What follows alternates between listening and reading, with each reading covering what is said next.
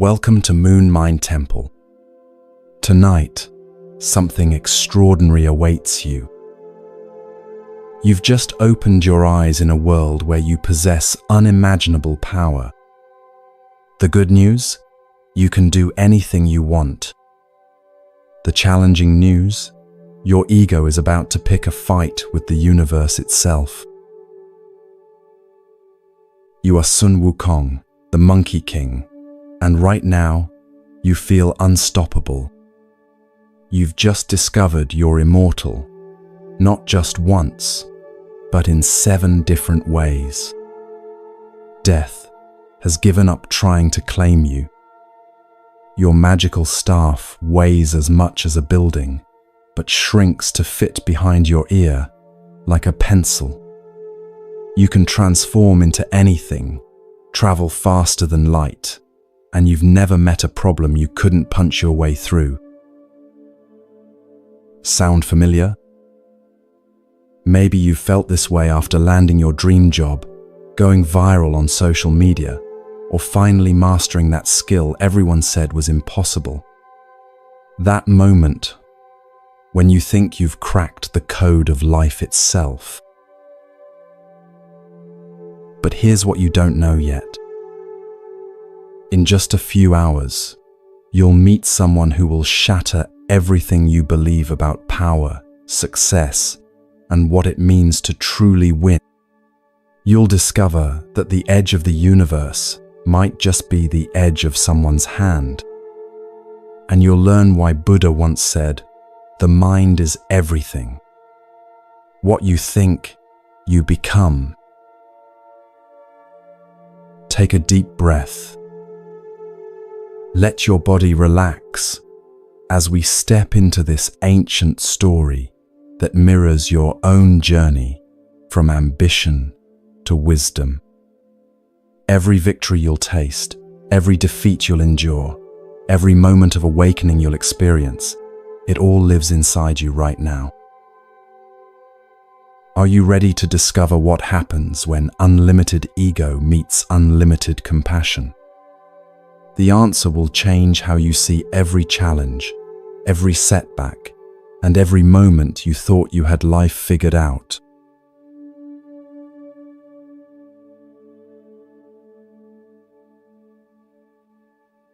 You stretch your powerful limbs and feel something incredible coursing through your body. This is different from any morning you've ever experienced. Your muscles respond with strength that seems to bend reality itself. You are Sun Wukong, and you've just awakened to discover that ordinary limits no longer apply to you. The mountain air tastes sweeter somehow, charged with possibility.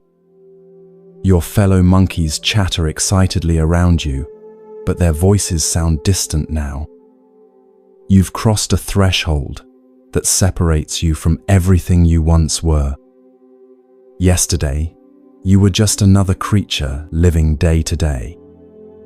Today, you are something else entirely. Feel the weight of this transformation. It's like that moment when you first realized you were truly good at something, when natural talent met dedicated practice, and suddenly you weren't just participating anymore, you were excelling. Remember that rush, the intoxicating realization that maybe, just maybe, you were special after all. Your new abilities unfold, like flowers blooming in fast motion.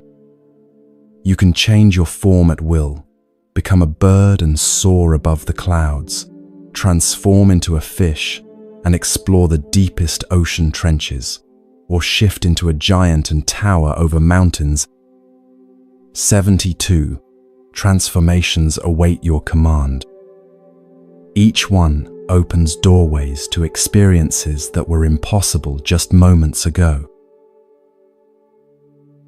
You begin to experiment with these forms methodically. First, you become an eagle, feeling your bones hollow and your vision sharpened to supernatural acuity. You can see individual leaves on trees hundreds of miles away. Every thermal current becomes visible, every wind pattern readable, like text. From this height, your mountain kingdom looks like a toy model, and you feel the first stirring of how vast the world truly is. Next, you shift into the form of a mighty dragon. Scales shimmer across your transformed skin as your body stretches to impossible length. Power flows through you like liquid lightning. You breathe, and clouds form from your breath.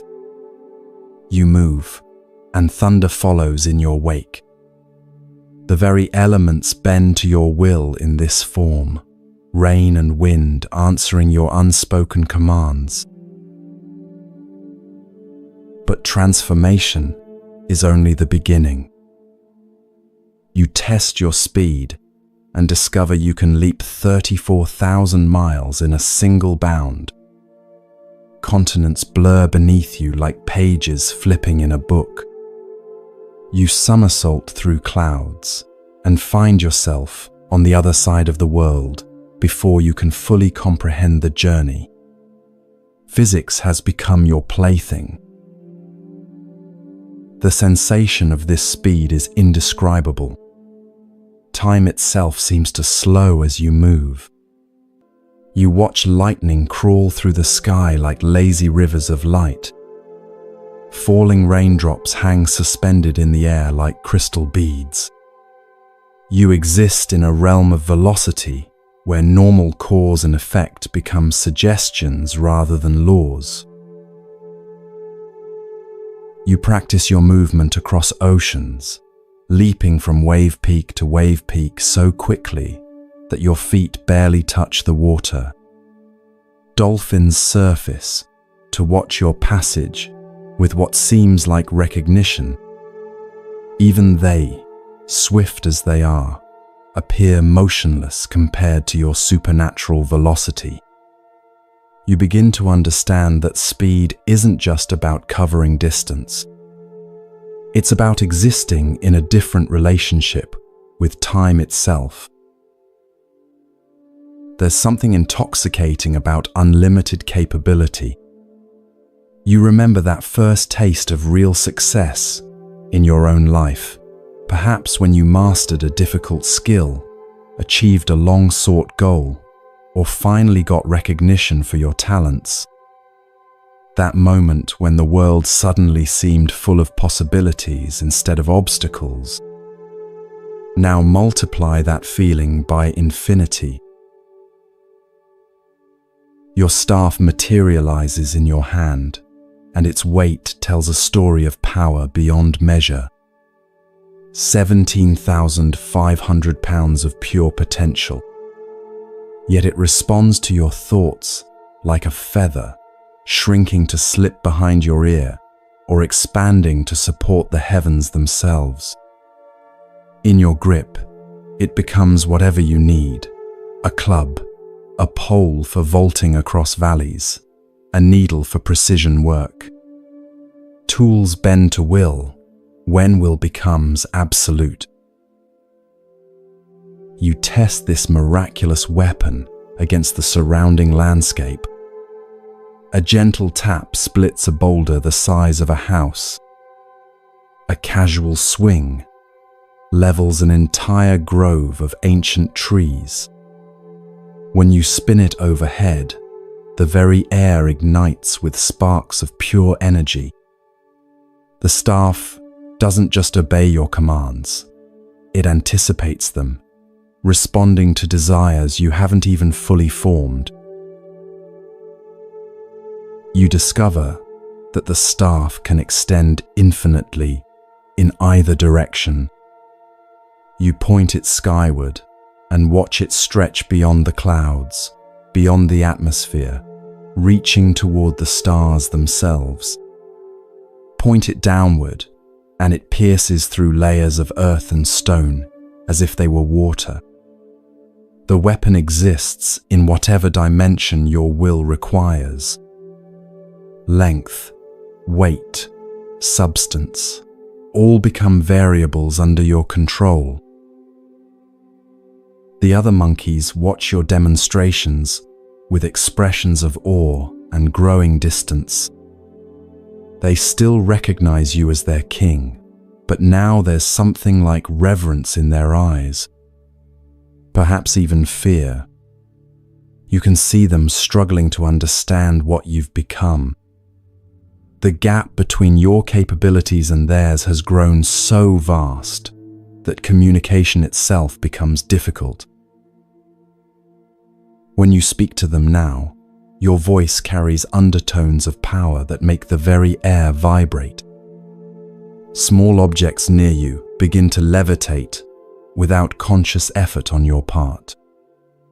Your footsteps leave impressions in solid stone. Even your casual gestures generate winds that bend trees and scatter leaves. You're learning to modulate your presence just to avoid accidentally overwhelming those around you. This is your first taste of the isolation that comes with transcendence. When you surpass the common experience by such a magnitude, shared understanding becomes nearly impossible. They can marvel at your abilities, but they cannot truly comprehend what it feels like to possess them. You're still among them, physically, but experientially, you've entered a realm they cannot follow. You try to bridge this gap by teaching them some of your simpler techniques.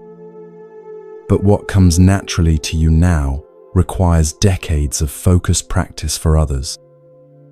What you accomplish with a thought, they struggle to achieve through intense concentration. The teaching sessions become exercises in frustration for both parties. You're speaking a language they can hear but not truly understand. But even these incredible abilities pale next to your greatest achievement. You've conquered death itself, not just once, but in every way possible. You've learned the Taoist secrets of immortality through meditation. You've eaten the celestial peaches that grant eternal life. You've consumed pills of immortality. You've even erased your name from the cosmic ledgers of death. 7 different forms of deathlessness layer upon each other, like insurance policies against the ultimate limitation. Each path to immortality required different trials. The meditative approach demanded years of perfect stillness, learning to separate consciousness from the physical body. You mastered the art of existing purely as awareness, untethered from flesh and bone.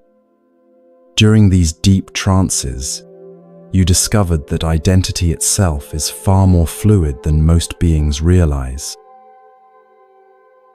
The celestial peaches were guarded by beings of immense power. Obtaining them required not just strength, but cunning and persistence. You infiltrated gardens that existed outside normal space and time. Outwitted guardians whose job was to prevent exactly what you accomplished. Each peach contained the essence of eternal life, and consuming them fundamentally altered your cellular structure. The pills of immortality demanded the most dangerous quest of all. You had to venture into realms where even gods feared to tread. Negotiate with alchemists, whose understanding of existence operated on levels that made your head spin. Submit to transformative processes that could have annihilated you completely if your will had wavered for even a moment. Feel that for a moment. What would it be like to know, absolutely know, that you could never truly be harmed? No disease could touch you, No accident could claim you. No age could weaken you. The fundamental fear that shadows every human life, the fear of ending, has been completely erased from your existence. You experiment with this invincibility. You leap from the highest cliff on your mountain and strike the earth with enough force to create a crater. You emerge without a scratch, laughing with the pure joy of someone who has transcended consequence. You plunge your hand into molten lava and feel only gentle warmth. You hold your breath underwater for hours, then days, discovering that breathing has become optional. You test the limits of physical damage. Allow boulders to fall on you from great heights. Walk through raging fires that would incinerate normal beings. Stand motionless as lightning strikes you repeatedly. Each test confirms what you've suspected but hardly dared believe. You are beyond harm, beyond limitation, beyond the basic vulnerabilities that constrain every other living being. Each test confirms what you've suspected but hardly dared believe. You are beyond harm, beyond limitation, beyond the basic vulnerabilities that constrain every other living being. You exist in a category entirely your own. More than physical invulnerability, you discover that your consciousness itself has become indestructible. You can separate your awareness from your body and exist as pure thought, travel through dimensions that have no physical substance. Observe the workings of reality from perspectives that reveal its deepest structures.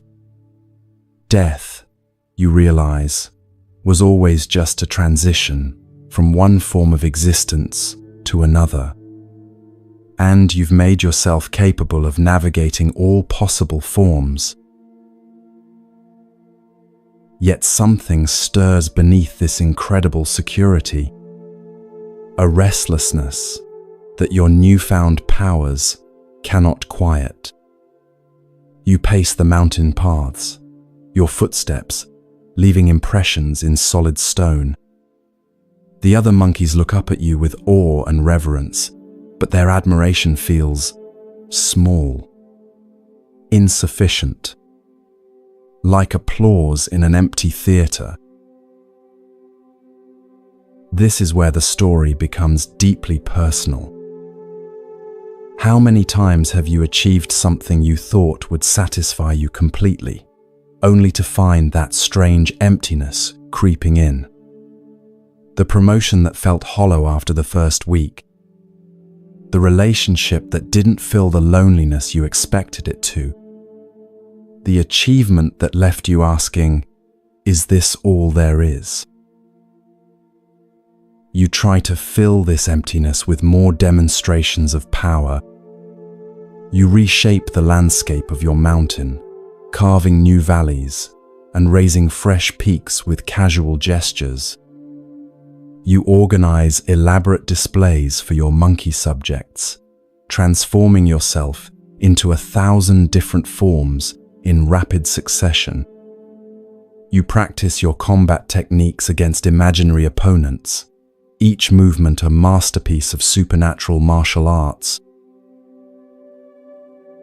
You create challenges for yourself, setting increasingly impossible goals. Can you circle the earth in 10 breaths? Yes, easily. Can you lift a mountain range with one hand? Trivial. Can you exist in 17 different places simultaneously? Child's play. Each accomplishment brings a moment of satisfaction, followed by the immediate need for something greater. But the satisfaction never lasts. Each accomplishment feels magnificent in the moment and somehow insufficient an hour later. It's as if your capacity for achievement has expanded faster than your capacity for fulfillment. The more you can do, the less impressed you become with doing it. You begin to notice something disturbing. Your fellow monkeys, despite their obvious limitations, seem more content than you feel. They take genuine pleasure in simple activities. Finding ripe fruit brings them joy. Grooming each other creates bonds of satisfaction. Playing games generates laughter that echoes through the valleys. Their happiness doesn't depend on transcending anything or proving anything to anyone. Meanwhile, you possess capabilities beyond their wildest imagination, yet contentment eludes you. The paradox gnaws at you. How can beings with so little be so fulfilled while you, with unlimited power, feel this persistent hunger for something more? Buddha understood this pattern perfectly. He taught that nothing can harm you as much as your own thoughts unguarded. Right now, unguarded thoughts are beginning to whisper in your mind. Thoughts that no amount of power seems able to silence.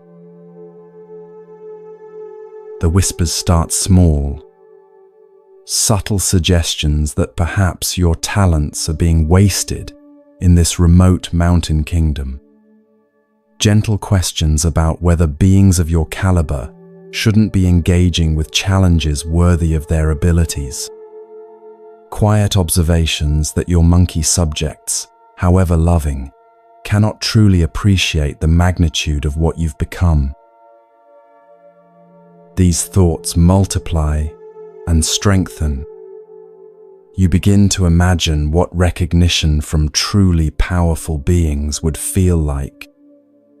How validating it would be to have your achievements acknowledged by entities who understand their true scope. How much more meaningful your abilities would become if they were applied to cosmic purposes rather than local entertainment. You find yourself gazing upward, beyond the mountain peaks, towards something you can't quite name. The sky stretches endlessly above, and somewhere beyond it lies the realm of the gods. The celestial court where beings of light and wisdom govern the cosmic order. Surely they would appreciate your achievements. Surely they would recognize your true worth. The thought takes root with surprising speed. Why should you remain here, among creatures who cannot truly understand what you've become? Your powers eclipse those of legendary heroes. Your wisdom surpasses that of ancient sages. Your immortality makes you peer to the gods themselves. So why are you still living like an ordinary being on an ordinary mountain? You begin to research the celestial realm through meditation and supernatural perception. You extend your consciousness beyond the physical world and observe the workings of heaven from afar. What you see both inspires and frustrates you.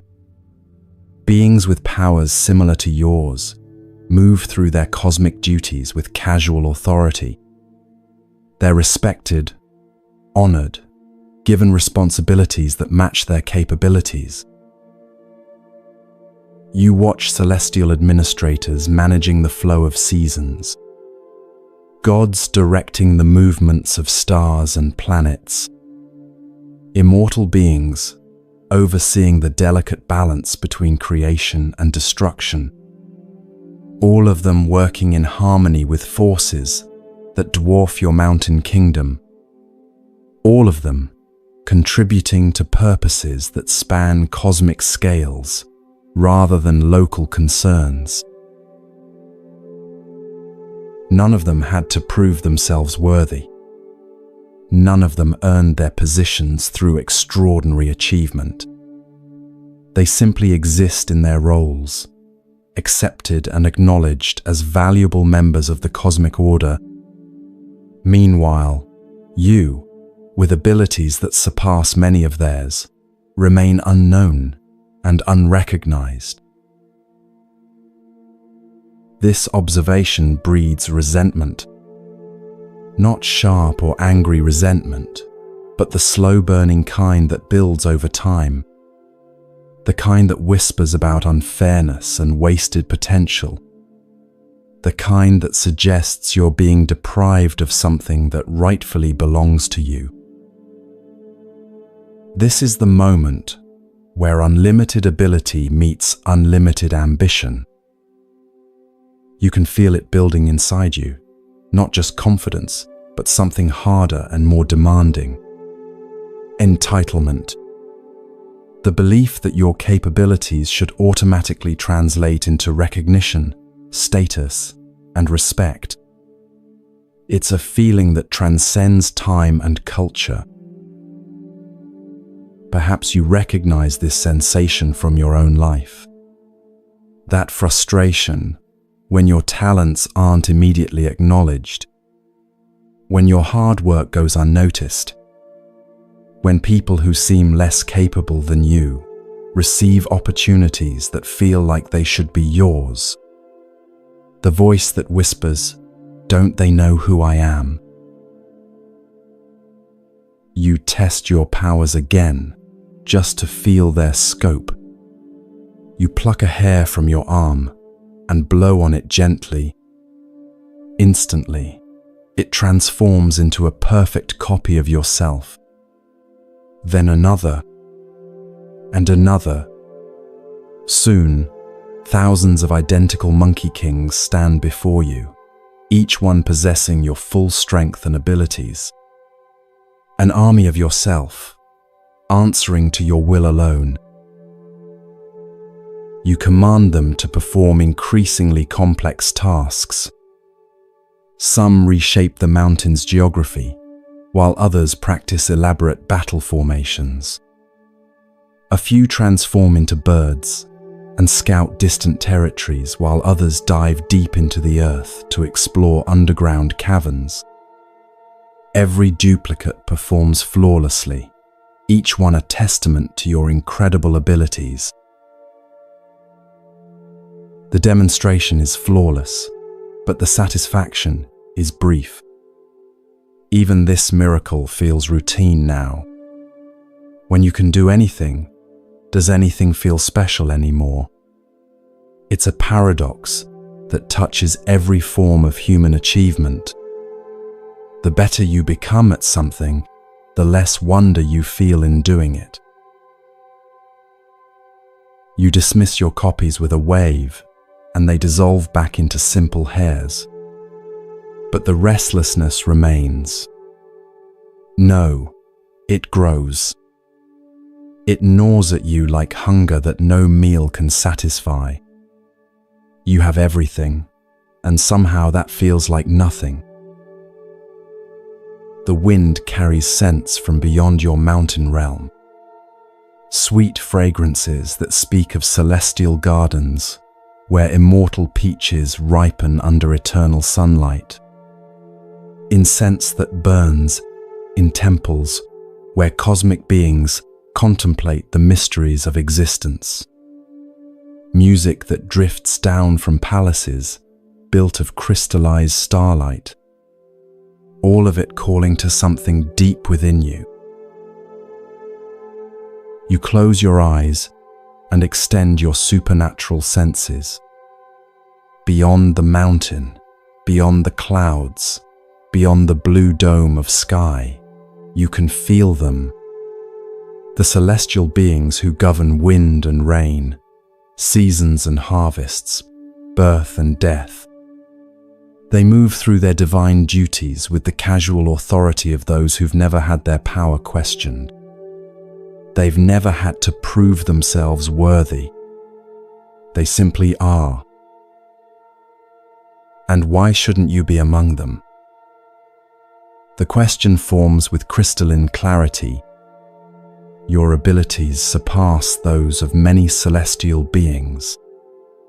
Your wisdom has been hard-won through experience and trial. Your immortality makes you their equal in the most fundamental way. The only difference is location and recognition. You begin to imagine yourself in their courts. Picture yourself contributing to the great cosmic projects that maintain universal order. Envision the respect and acknowledgement that would naturally flow from your demonstrated capabilities. See yourself finally among peers who could appreciate the full scope of what you've achieved. This is where ambition transforms into something more dangerous.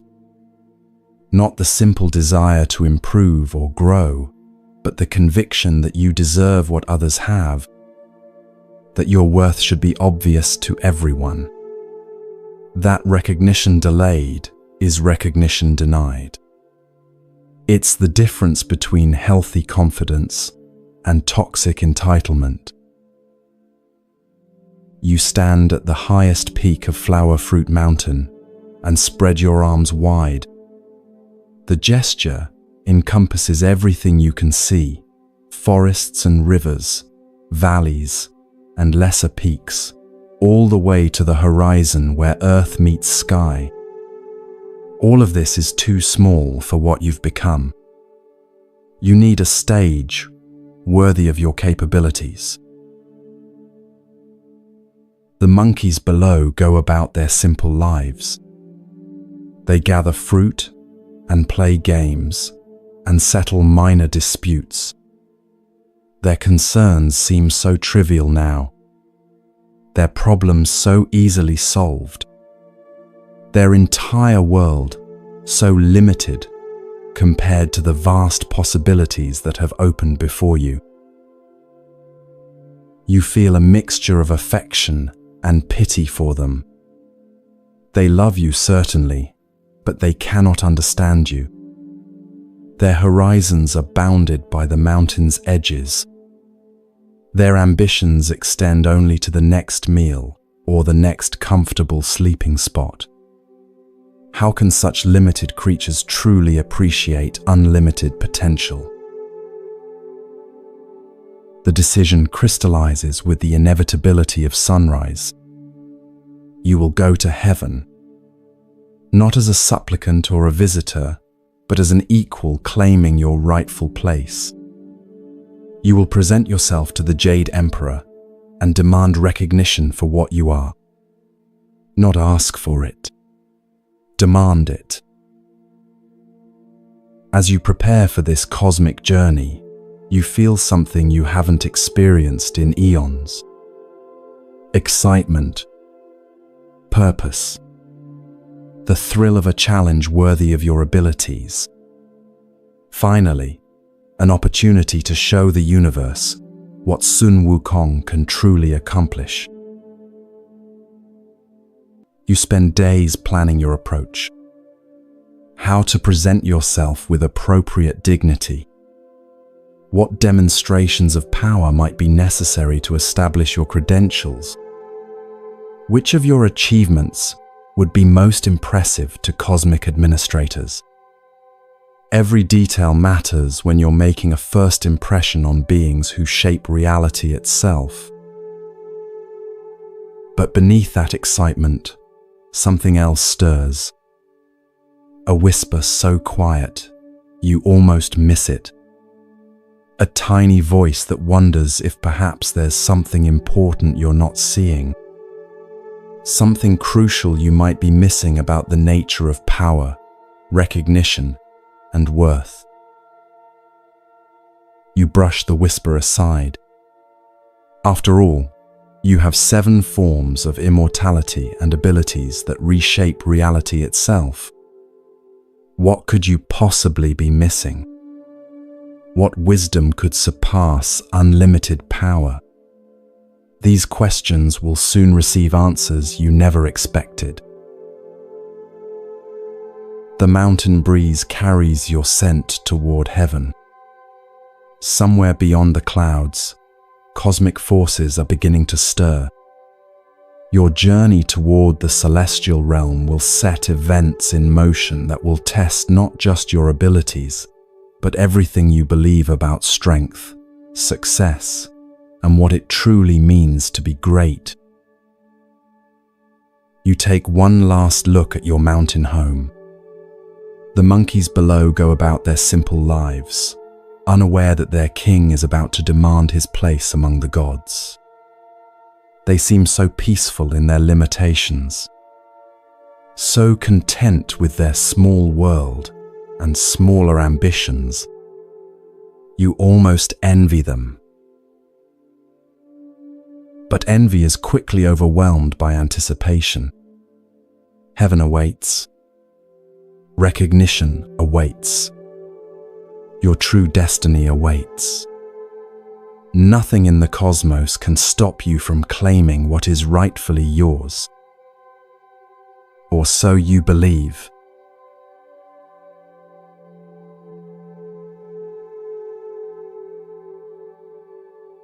You launch yourself skyward with the confidence of someone who has never truly been denied.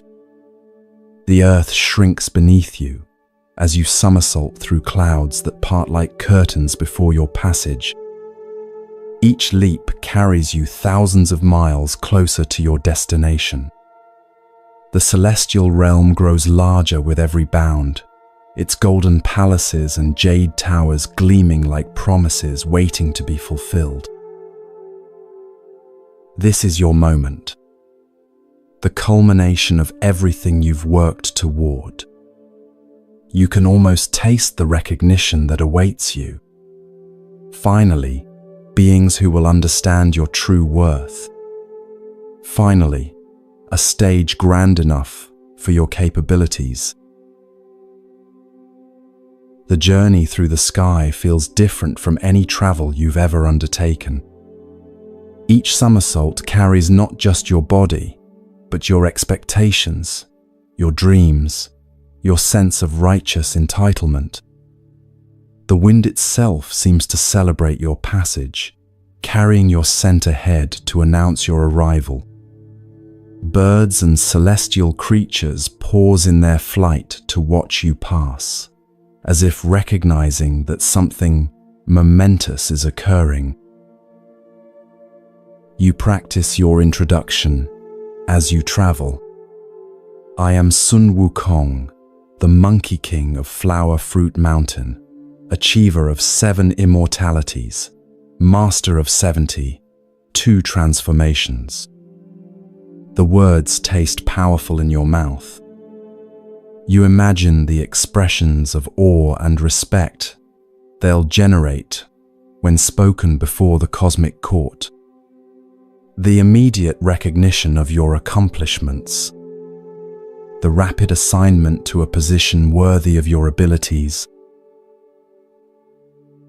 As you approach the gates of heaven, you feel that familiar rush of entering somewhere important. It's like walking into a job interview you know you'll ace, or stepping onto a stage where you're about to deliver the performance of a lifetime. Your powers hum beneath your skin like electricity. You've never felt more ready for anything. The celestial realm spreads before you in all its impossible glory. Architecture that defies physical laws stretches in every direction. Bridges of solidified rainbows span distances that would take mortal beings lifetimes to cross. Gardens where flowers sing in perfect harmony fill the air with melodies that touch something deep in your soul. This is clearly a place for beings of exceptional capability. Beings like yourself. The celestial gates rise before you, constructed from materials that don't exist on Earth. Crystallized light forms the pillars. compressed starlight creates the archway. Guards in armor, made of pure energy, stand at attention. Everything here radiates the authority of beings who've never had their power questioned. You pause for a moment to appreciate the craftsmanship. These gates weren't built merely for function. They're a statement of power, a demonstration of capabilities that casual observers might find intimidating. But you're not a casual observer. You're someone who understands power from the inside. Someone who can appreciate the skill required to create something so magnificent. The guards notice your approach and step forward. Their expressions carry that particular look you've seen before, the polite interest of gatekeepers who assume you're lost. One of them, his voice carrying the musical tones of someone used to being obeyed, speaks first. "Halt, mortal being. State your business in the celestial realm." Mortal being. The words hit you like a slap. You, who have conquered death in 7 different ways. You, who possess powers that reshape reality itself. You, who could probably defeat both guards without breaking concentration. Mortal being. The assumption stings more than any physical blow could. These beings look at you and see what they expect to see. Another earthbound creature seeking audience with their betters. They cannot perceive the cosmic forces you've mastered, cannot sense the immortality that flows through your veins, cannot recognize a peer when one stands before them. But you maintain your composure. After all, they simply don't know who you are yet. Once you introduce yourself properly, this misunderstanding will be cleared up immediately. You straighten to your full height and let a hint of your true power radiate outward. The air itself seems to shimmer around you. "I am Sun Wukong, the Monkey King of Flower Fruit Mountain," you announce, your voice carrying the weight of absolute confidence. "I have mastered the 72 transformations, achieved 7 forms of immortality, and acquired abilities that surpass legendary heroes. I come seeking my rightful place among the celestial court." You let that sink in for a moment. Watch their faces for the dawning recognition that they're in the presence of someone extraordinary. Wait for the shift from casual dismissal to respectful attention.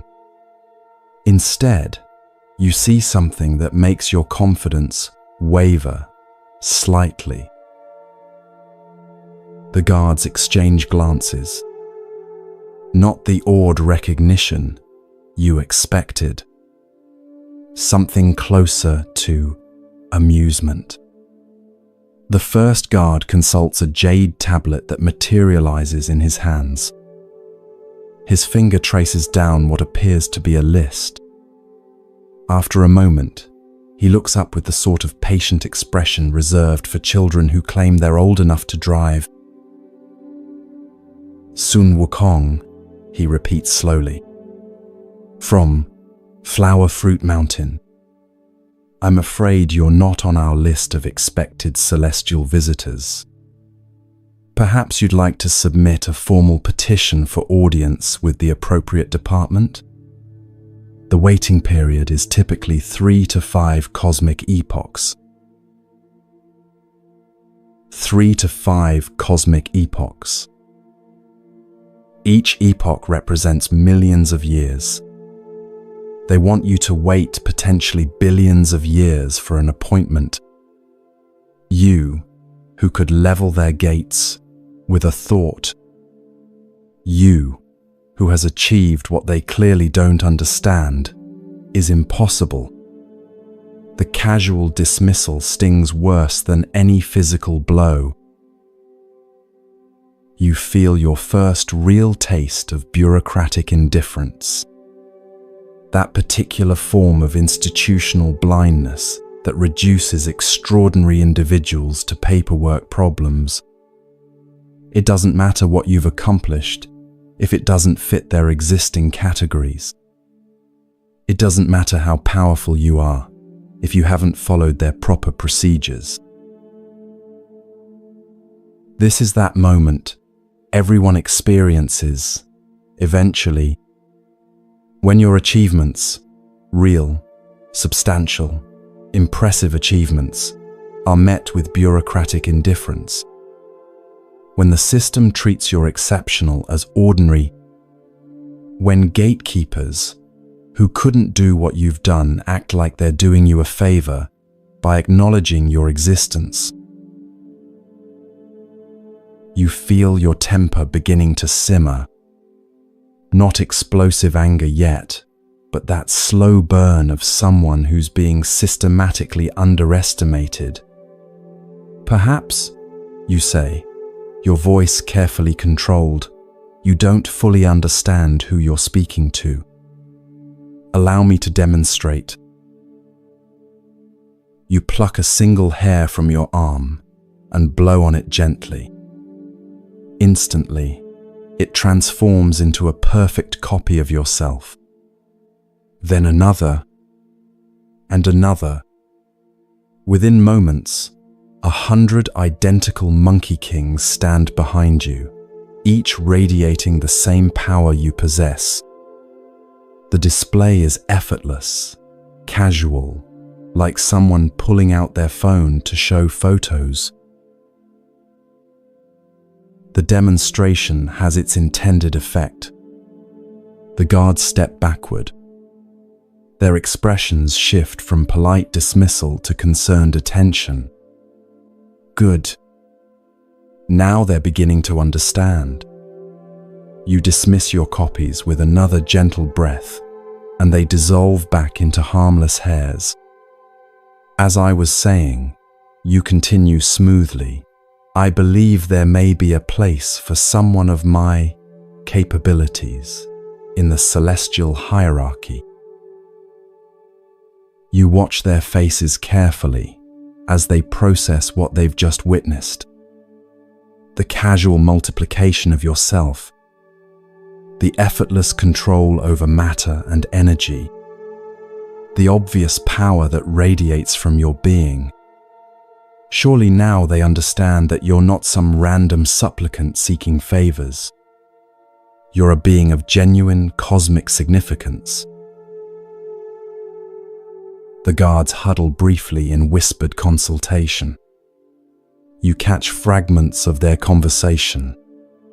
Unauthorized demonstration of power, protocol for exceptional cases. Better inform the emperor immediately. Finally, they separate and face you again. The first guard's tone has shifted to something more respectful, though still cautious. The Jade Emperor will see you, he announces. Please follow the golden pathway to the throne room. You will be announced upon arrival. Do not deviate from the designated route. Do not touch any celestial artifacts, and do not demonstrate further abilities without express permission. You nod graciously. Of course, they have protocols. Large organizations always do. What matters is that your worth is finally being recognized.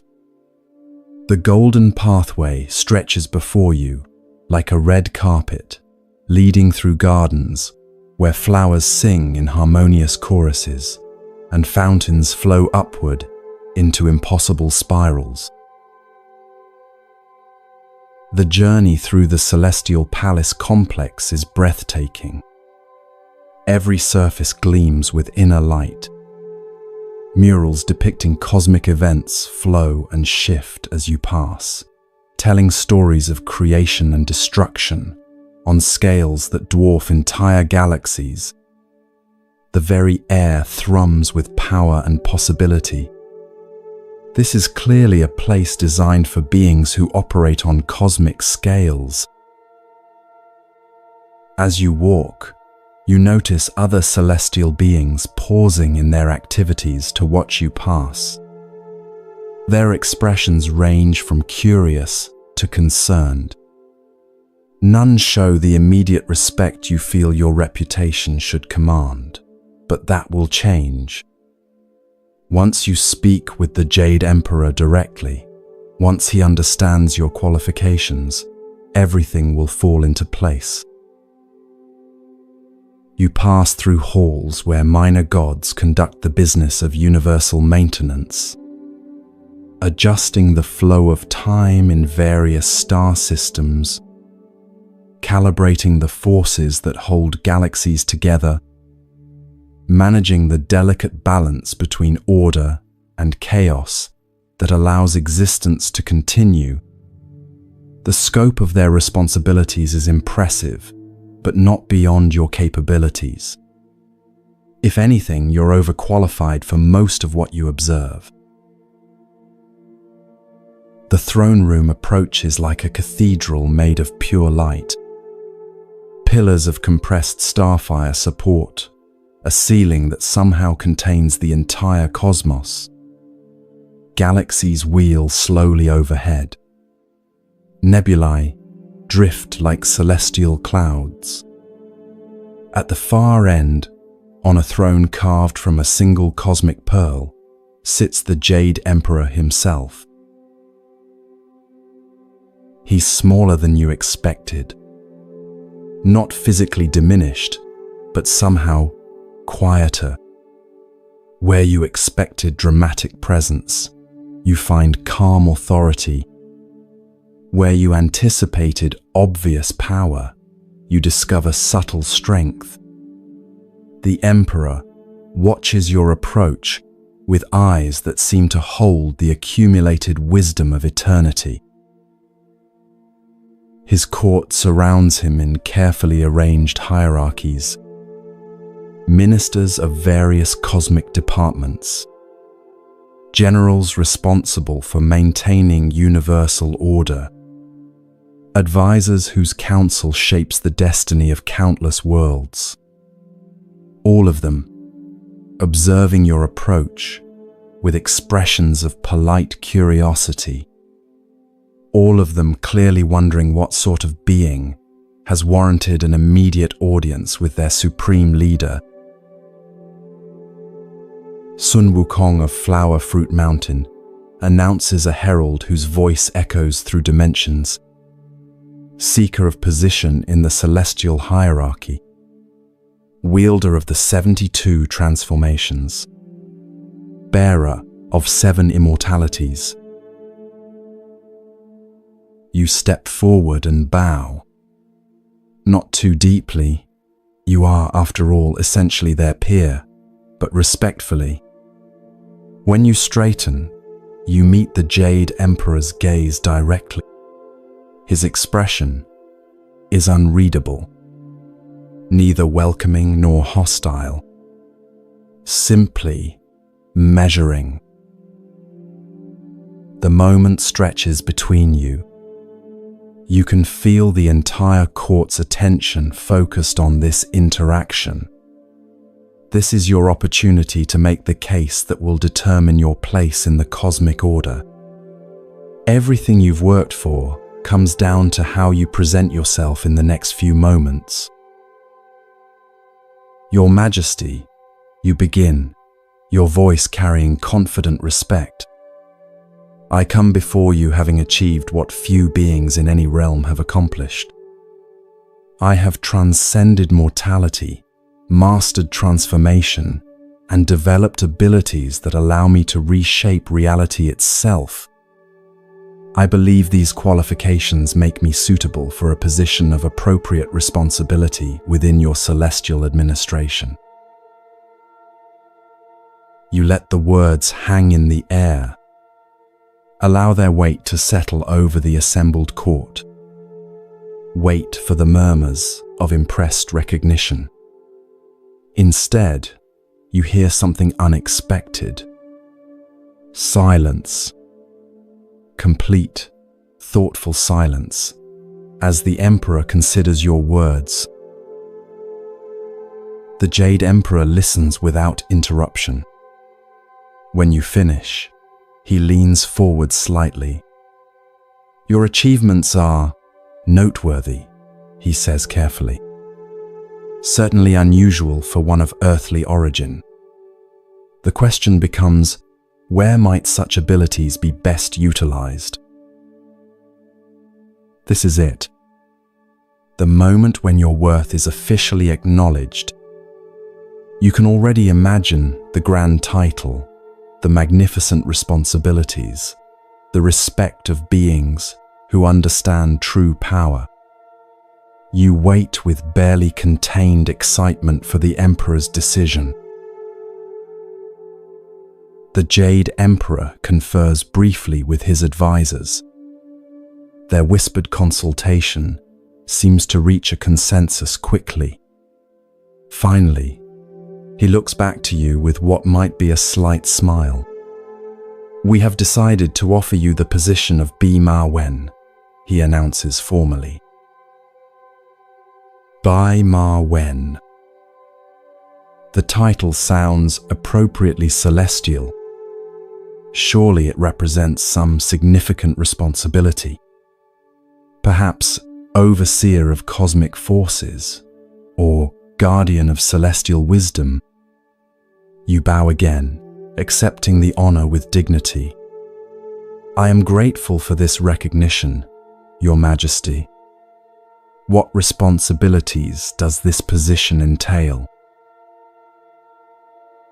The slight smile on the Emperor's face becomes more pronounced. The Bi Ma Wen is responsible for the care and feeding of the celestial horses, he explains. You will ensure they are properly groomed, adequately fed, and maintained in peak condition for the use of higher-ranking celestial officials. The words hit you like a physical blow. Celestial horses, care and feeding, grooming. They've just offered you a job as a stable hand. You, with powers that could reshape galaxies. You, who conquered death itself. You, who came here as an equal seeking appropriate recognition. Your mind reels as you process the magnitude of this insult. This is the cosmic equivalent of having an advanced degree and years of experience, walking into an interview for a senior position, and being offered an unpaid internship fetching coffee. The humiliation burns through you like acid. Bi Ma Wen, you repeat slowly, testing the words. Horsekeeper. The court watches your reaction, with expressions ranging from sympathetic to amused. They know exactly what they've just offered you.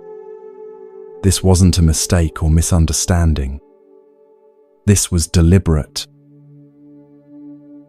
You think of every moment of preparation that led to this instant, every achievement you've accomplished, every limitation you've transcended, every power you've mastered, all of it apparently worth nothing more than a position mucking out celestial stables. The position comes with a modest celestial stipend, the Emperor continues, as if he's doing you a tremendous favor.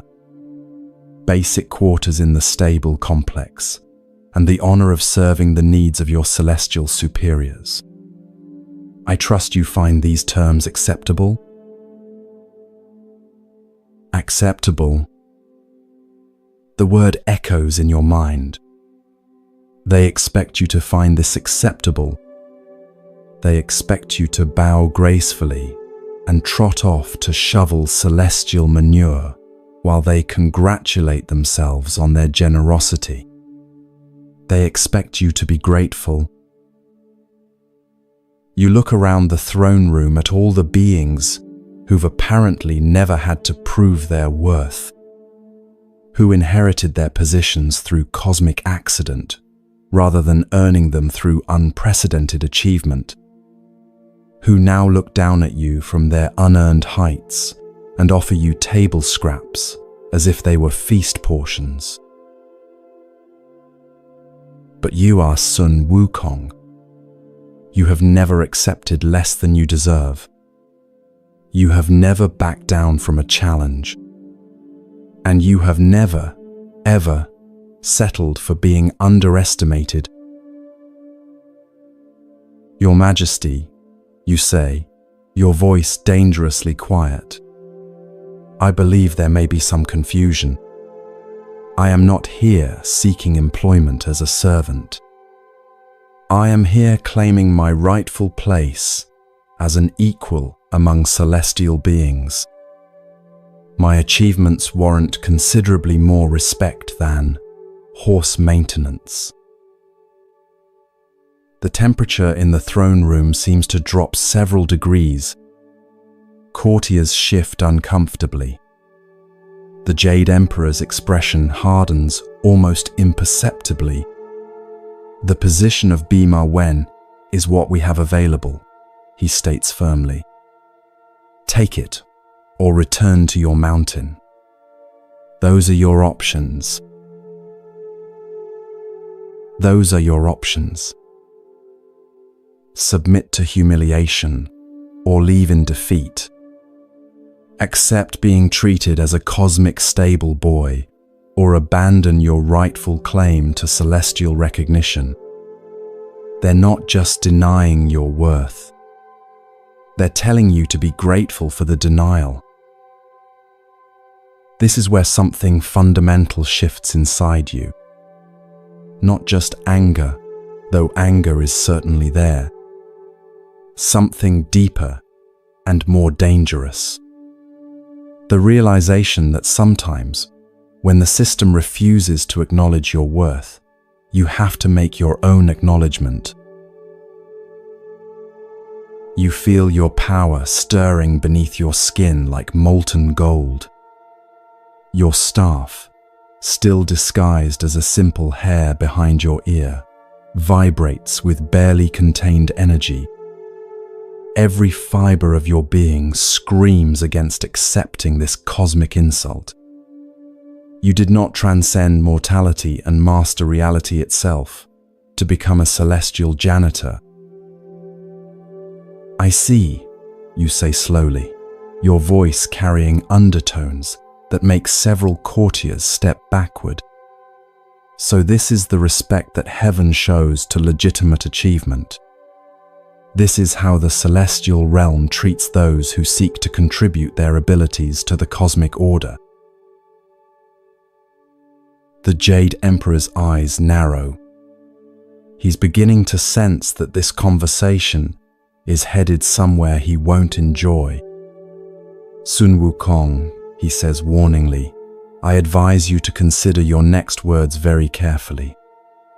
You stand in the presence of cosmic authority. Show appropriate respect. Appropriate respect. From someone who just offered you a job cleaning up after horses. The irony would be funny if it weren't so infuriating.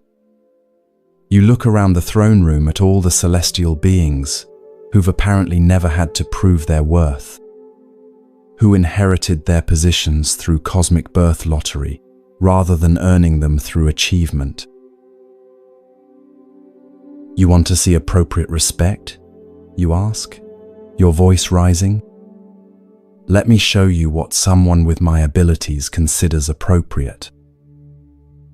You reach behind your ear and pull forth your staff. In an instant, it expands to its full size, 17,500 pounds of pure, destructive potential. The floor cracks under its weight. Courtiers scramble backward. Guards rush forward with weapons that suddenly seem pathetically inadequate. "I am Sun Wukong," you declare, your voice now carrying the full weight of your power. "I have conquered death, mastered transformation, and acquired abilities that rival those of any being in this realm. I declare myself the great sage, equal to heaven, and if heaven will not recognize my worth voluntarily, then I will make heaven recognize it." The Jade Emperor rises from his throne. "Guards," he shouts, "arrest this insolent creature." But you're already moving. Your staff becomes a blur of destruction as celestial guards rush toward you. Their weapons shatter against your defenses. Their formations crumble before your speed. You're not just fighting them. You're demonstrating everything they failed to recognize. This is your moment of absolute validation. Every strike proves your worth. Every defeated opponent vindicates your claim. Every shattered weapon demonstrates that you were right all along. You are their equal. You are their better. And now they know it.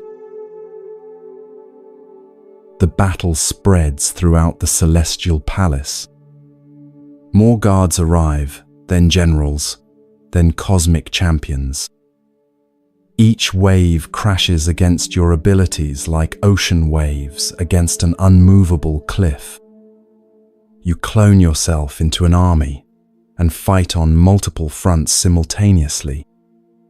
You transform into different shapes to counter their strategies. You wield your staff with the precision of a surgeon and the power of a natural disaster. And through it all you laugh. Not with cruelty, but with pure joy. The joy of finally being able to show the universe what you're truly capable of. Of proving beyond doubt that you belong among the greatest beings in existence. Of forcing recognition from those who thought they could dismiss you. 100,000 celestial warriors. That's what they send against you. An army that could conquer galaxies. And you meet them all. Not just meet them, you revel in the challenge. This is what you were made for. This is why you developed such incredible abilities. Not to tend horses, but to stand as an equal among the cosmos's greatest powers. Victory tastes sweeter than celestial wine. As the last of their champions falls before your might, you stand amid the wreckage of their authority and feel complete for the first time since arriving in heaven. The throne room is yours. The palace is yours. The respect you demanded has been taken by force. But even in triumph, something whispers at the edge of your consciousness. A tiny voice, wondering if perhaps there was another way. If maybe the path of force, however satisfying, might not lead where you truly want to go. You dismiss the thought quickly. After all, you've just proven definitively that you were right all along. The Jade Emperor, watching from behind his overturned throne, looks both defeated and strangely sad. "Very well," he says quietly. "If force is your chosen language, then force you shall receive. But know this, Sun Wukong, there are powers in this universe that cannot be conquered through strength alone." You plant your staff in the cracked floor and lean against it casually, then perhaps it's time those powers learned what real strength looks like, you reply. The confidence in your voice could power stars. You have never felt more justified, more powerful, more absolutely certain of your own righteousness. The Emperor nods slowly. As you wish, he says. Then, with the weariness of someone making a decision he'd hoped to avoid, he speaks words that will change everything. Send for Buddha. Buddha. The name hangs in the air like a challenge. You've heard whispers of this being some sort of teacher, they say. A philosopher who sits under trees and speaks in riddles. Hardly the sort of opponent who could challenge someone who just defeated heaven's entire army. But as the Emperor's words echo through the ruined throne room, you feel something you haven't experienced in eons. A tiny flutter of uncertainty. Not fear, certainly not fear, but perhaps the first hint that your journey toward ultimate recognition might not be over yet. Somewhere beyond the celestial realm, a presence stirs, ancient beyond measure, gentle beyond understanding, and possessed of a power so profound that it makes your cosmic rampage look like a child's tantrum.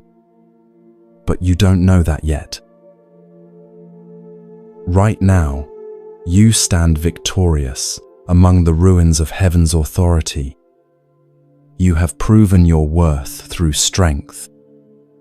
You have claimed your recognition through force. You are exactly where you always knew you deserved to be.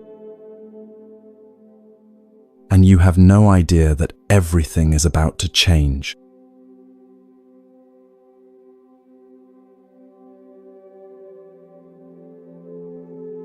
The atmosphere in the ruined throne room shifts before you see him.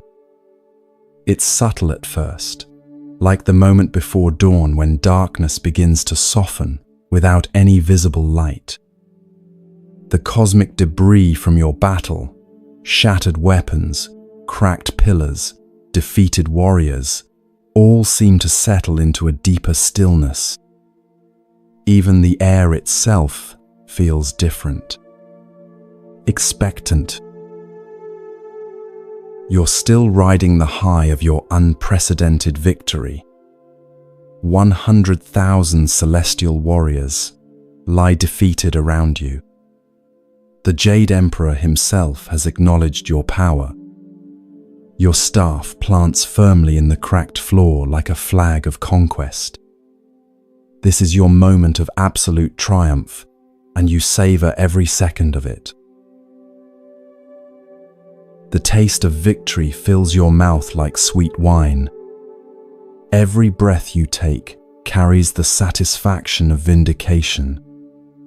Every glance around the throne room confirms what you've always known. You are a being of extraordinary capability. Someone worthy of recognition and respect. Someone who belongs among the cosmic hierarchy. You survey the destruction with deep satisfaction. Celestial armor lies scattered like broken shells. Weapons that could split mountains rest in pieces. Warriors who once commanded the forces of wind and storm now groan in defeat. All of it testament to your superior capabilities. All of it proof that you were right to demand recognition. The Jade Emperor remains behind his overturned throne, watching you with expressions that cycle between fear, anger, and something that might be grudging respect. His courtiers huddle in corners, whispering among themselves about what they've witnessed. None of them had imagined that a single being could overwhelm their entire military apparatus. None of them had prepared for the possibility that heaven itself could be conquered. Then he appears, not with fanfare or cosmic announcements, not emerging from portals of light or descending on clouds of glory.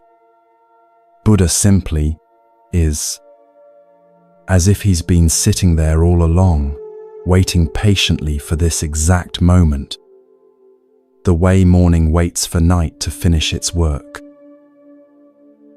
The change in atmosphere is immediate and profound. Where moments before the air hummed with the energy of conflict and conquest, now it holds something entirely different.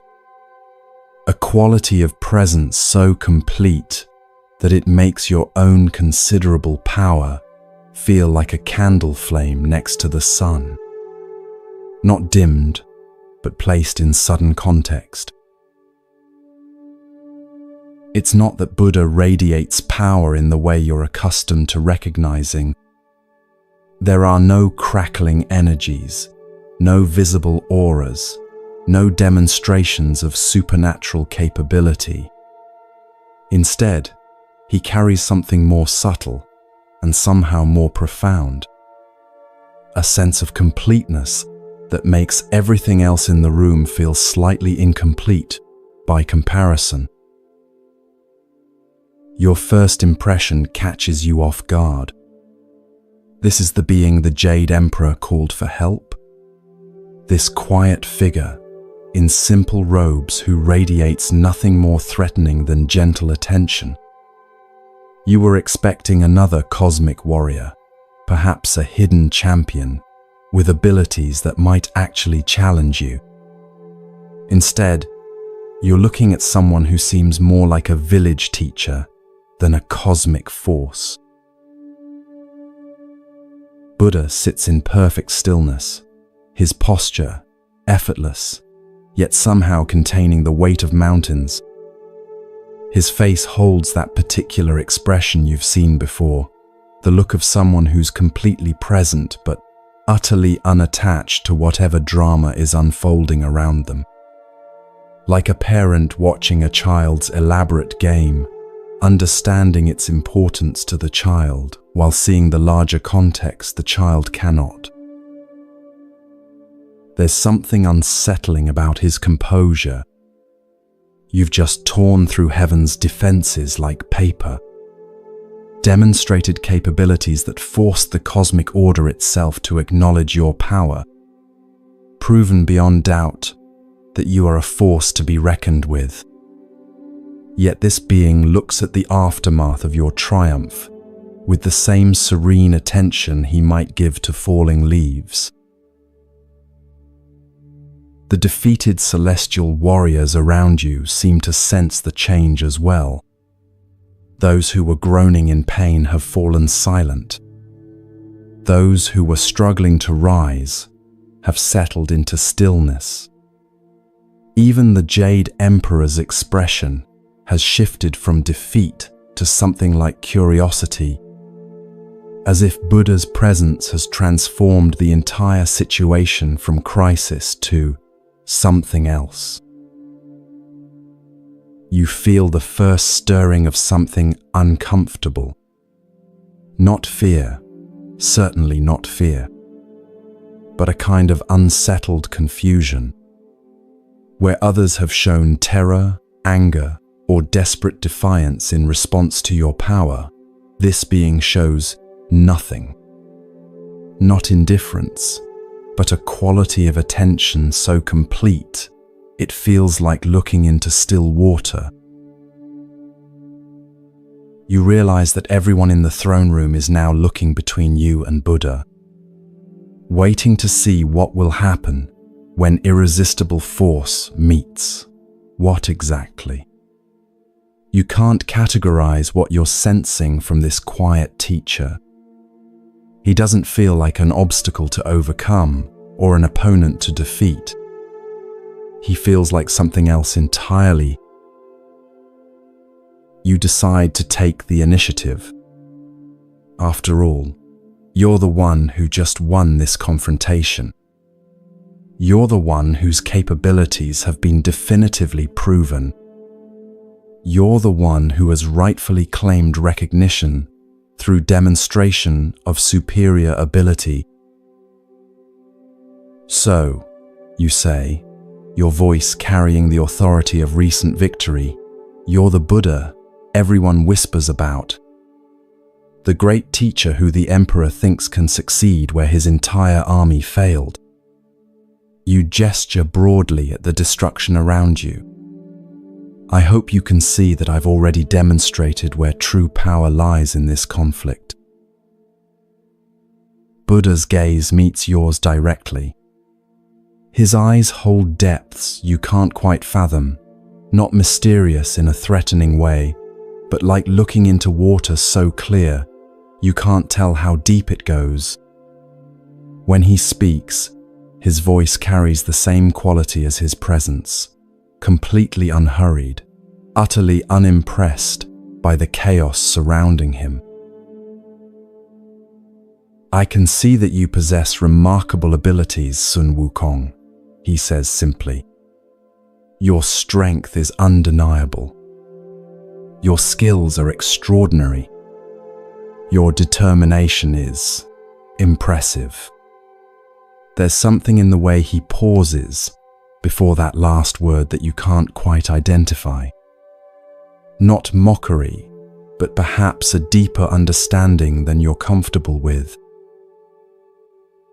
The word impressive sits strangely in the air. Coming from anyone else, it would sound like high praise. But from Buddha, it carries subtle undertones that make you wonder if he's describing something different from what you think he's describing.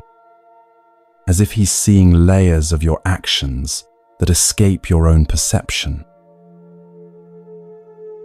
You notice that the defeated warriors around you have begun to stir, not with pain or anger, but with something like hope, as if Buddha's presence has reminded them of possibilities they'd forgotten. Even the Jade Emperor has emerged from behind his throne, watching the interaction with obvious fascination. The entire court seems to be holding its breath. You straighten to your full height, letting some of your power radiate outward. The air shimmers around you like heat waves. Defeated celestial warriors nearby stir uncomfortably. But Buddha remains perfectly still, neither impressed nor concerned. It's like trying to intimidate a mountain. My abilities speak for themselves, you reply, gesturing at your conquered opponents. I have transcended every limitation, overcome every obstacle, defeated every challenger. I have declared myself the great sage, equal to heaven, and proven that declaration through strength. What more demonstration could possibly be needed? Buddha nods thoughtfully, as if genuinely considering your words. Indeed, your accomplishments are remarkable, he agrees. Tell me, though, having proven your strength so thoroughly, having defeated such overwhelming odds, having claimed the recognition you sought, do you feel complete now? The question hits you strangely. Complete? Of course you feel complete. You've achieved everything you set out to accomplish. You've forced heaven itself to acknowledge your worth. You stand victorious over challenges that would have crushed lesser beings. What could be more complete than total victory? And yet, as you open your mouth to respond with absolute certainty, something gives you pause. That tiny restlessness that drove you to heaven in the first place, is it gone? That hunger for recognition and validation, has it truly been satisfied? Or do you find yourself already wondering what comes next? What greater challenge might await? What higher mountain remains to be climbed? The pause stretches uncomfortably as you examine your own inner state. The victory feels magnificent, certainly. But underneath the triumph, something still stirs. A whisper of, "What now?" that you hadn't expected. A sense that perhaps this achievement, like all the others, might not provide the lasting satisfaction you anticipated. You become aware that the entire throne room is watching this internal struggle play out on your face. The celestial court, the defeated warriors, even the Jade Emperor himself, all waiting to see how you'll respond to Buddha's simple question. The silence stretches like a held breath. You shake off the moment of uncertainty. "I have achieved exactly what I intended," you state firmly. "I have proven my worth and claimed my rightful place. Any incompleteness you might perceive is simply the natural desire of a superior being to continue growing and achieving." Buddha's slight smile carries no judgment, only a kind of gentle recognition. "Ah," he says softly, "the desire to continue growing. I understand. Tell me, Sun Wukong, in all your remarkable journeys, in all your incredible transformations, have you ever encountered a boundary you could not cross?" Now this is more like it. A direct challenge to your capabilities. Finally, something you can address with confidence. "No," you answer without hesitation. "There is no limitation I have not overcome. No boundary I have not transcended. No obstacle I have not conquered. I have literally traveled to the ends of existence and back." The memory of that journey fills you with renewed confidence. Your cosmic travels beyond all known limits. Your ventures into realms that even gods dare not explore. Your repeated demonstrations that conventional boundaries simply don't apply to beings of your caliber. You elaborate on your greatest journey, how you traveled faster than light itself, moving through dimensions where normal physics held no sway. How you passed beyond the edges of known galaxies, beyond the reach of cosmic forces, beyond the influence of time and space themselves. How you discovered realms where existence itself took forms that defied comprehension. Fascinating, Buddha muses, and you catch that same gentle amusement in his tone. The ends of existence. That must have been quite a journey. I'm curious, when you reached those ultimate boundaries, what did you find there? You feel your confidence surge. This is familiar territory, describing your achievements, demonstrating your capabilities. I found the pillars that hold up the cosmos, you explain proudly. 5 enormous columns stretching from the ground to infinity, marking the absolute edge of everything that exists. I marked my presence there, claimed the achievement, proved that even the ultimate boundaries could not contain me. You describe the journey in vivid detail. The sensation of traveling at speeds that bent space and time. The awe of witnessing cosmic structures so vast they defied comprehension. The satisfaction of reaching destinations that existed beyond the imagination of ordinary beings. The triumph of proving that no limit could constrain your exploration.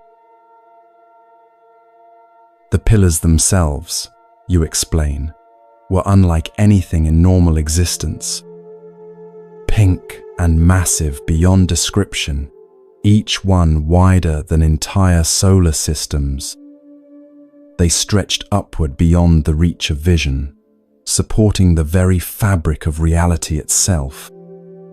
Standing among them, you felt the weight of cosmic responsibility, the profound significance of being the first and only being to reach such ultimate boundaries. Buddha listens with the complete attention of someone genuinely interested in your story. When you finish, he nods appreciatively. "Remarkable," he says. "To travel so far, to push beyond every known limit, that shows extraordinary determination. I wonder though, having accomplished such an incredible feat, might you be interested in a small demonstration?" A demonstration. Your interest sharpens. Perhaps this quiet teacher has some hidden abilities after all. Perhaps he'll finally show you the kind of power that warranted the Jade Emperor calling for his help. You've been curious about what this supposedly great being could actually accomplish. You glance around the throne room, noting how the assembled court leans forward with anticipation. Even the defeated warriors seem interested in what Buddha might demonstrate. The Jade Emperor watches with obvious fascination, as if he too wants to see what his last resort can actually do. "What sort of demonstration?" you ask, your tone carefully neutral. You're not about to be impressed easily. Not after what you've achieved. But you're willing to observe whatever this Buddha thinks might be worth your attention. Buddha extends his right hand in a gesture so casual it seems almost absurd. Palm up, fingers relaxed, nothing more threatening than someone offering to shake hands. "I hear you're quite powerful," he says with that same unhurried calm. "Your speed in particular seems extraordinary. Tell me, do you think you could escape from my palm?" You stare at him for a moment, certain you must have misheard. Escape from his palm. His hand is maybe a foot wide. You, who can travel 34,000 miles in a single somersault. You, who have journeyed to the edges of existence itself. You, who move faster than thought and cover distances that span galaxies.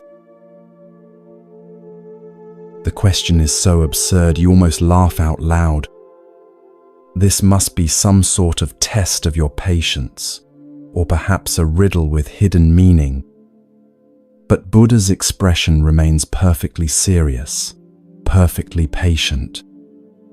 He's actually asking if you can escape from a human-sized hand. You look more closely at the extended palm. It appears completely ordinary. Normal skin, natural lines, no visible energy or supernatural enhancement. If anything, it looks smaller and more delicate than your own hands. The idea that this could pose any sort of challenge to your cosmic capabilities seems genuinely ridiculous. You hear muffled sounds from the court. Some of the celestial beings are exchanging glances. A few seem to be suppressing smiles. Clearly, they're as bewildered by Buddha's challenge as you are. The Jade Emperor looks frankly puzzled, as if wondering whether his final gambit has lost his mind. "Are you serious?" you ask, unable to keep a note of amusement from your voice. "You want to know if I can escape from your palm? I've traveled beyond the pillars of creation. I've crossed distances that would take light eons to traverse. Your palm is. You pause, searching for an adequately dismissive comparison. Your palm is like asking if I can step over a pebble. Buddha nods with apparent understanding. I see why you might find the challenge modest. He agrees. Still, humor me. Sometimes the smallest tests reveal the most interesting truths. What do you say? Would you be willing to demonstrate your remarkable speed one more time? There's something in his tone that catches your attention. Not mockery or condescension, but a kind of gentle invitation. As if he's offering you a gift, rather than issuing a challenge. The whole situation feels surreal. Here you stand in the ruins of Heaven's army, having just proven your superiority over cosmic forces, and this quiet teacher wants to play some sort of children's game with his hand. You consider the implications. This is clearly some sort of lesson or demonstration. Perhaps Buddha wants to illustrate a point about the nature of power or limitation.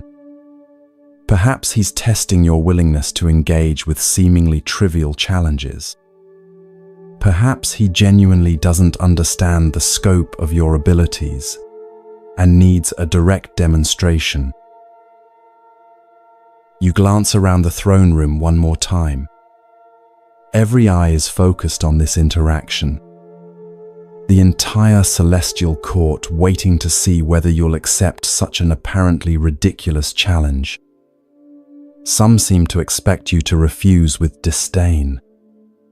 Others appear curious about what might happen if you accept. But why not? It will take all of 3 seconds to demonstrate once again the vast scope of your abilities.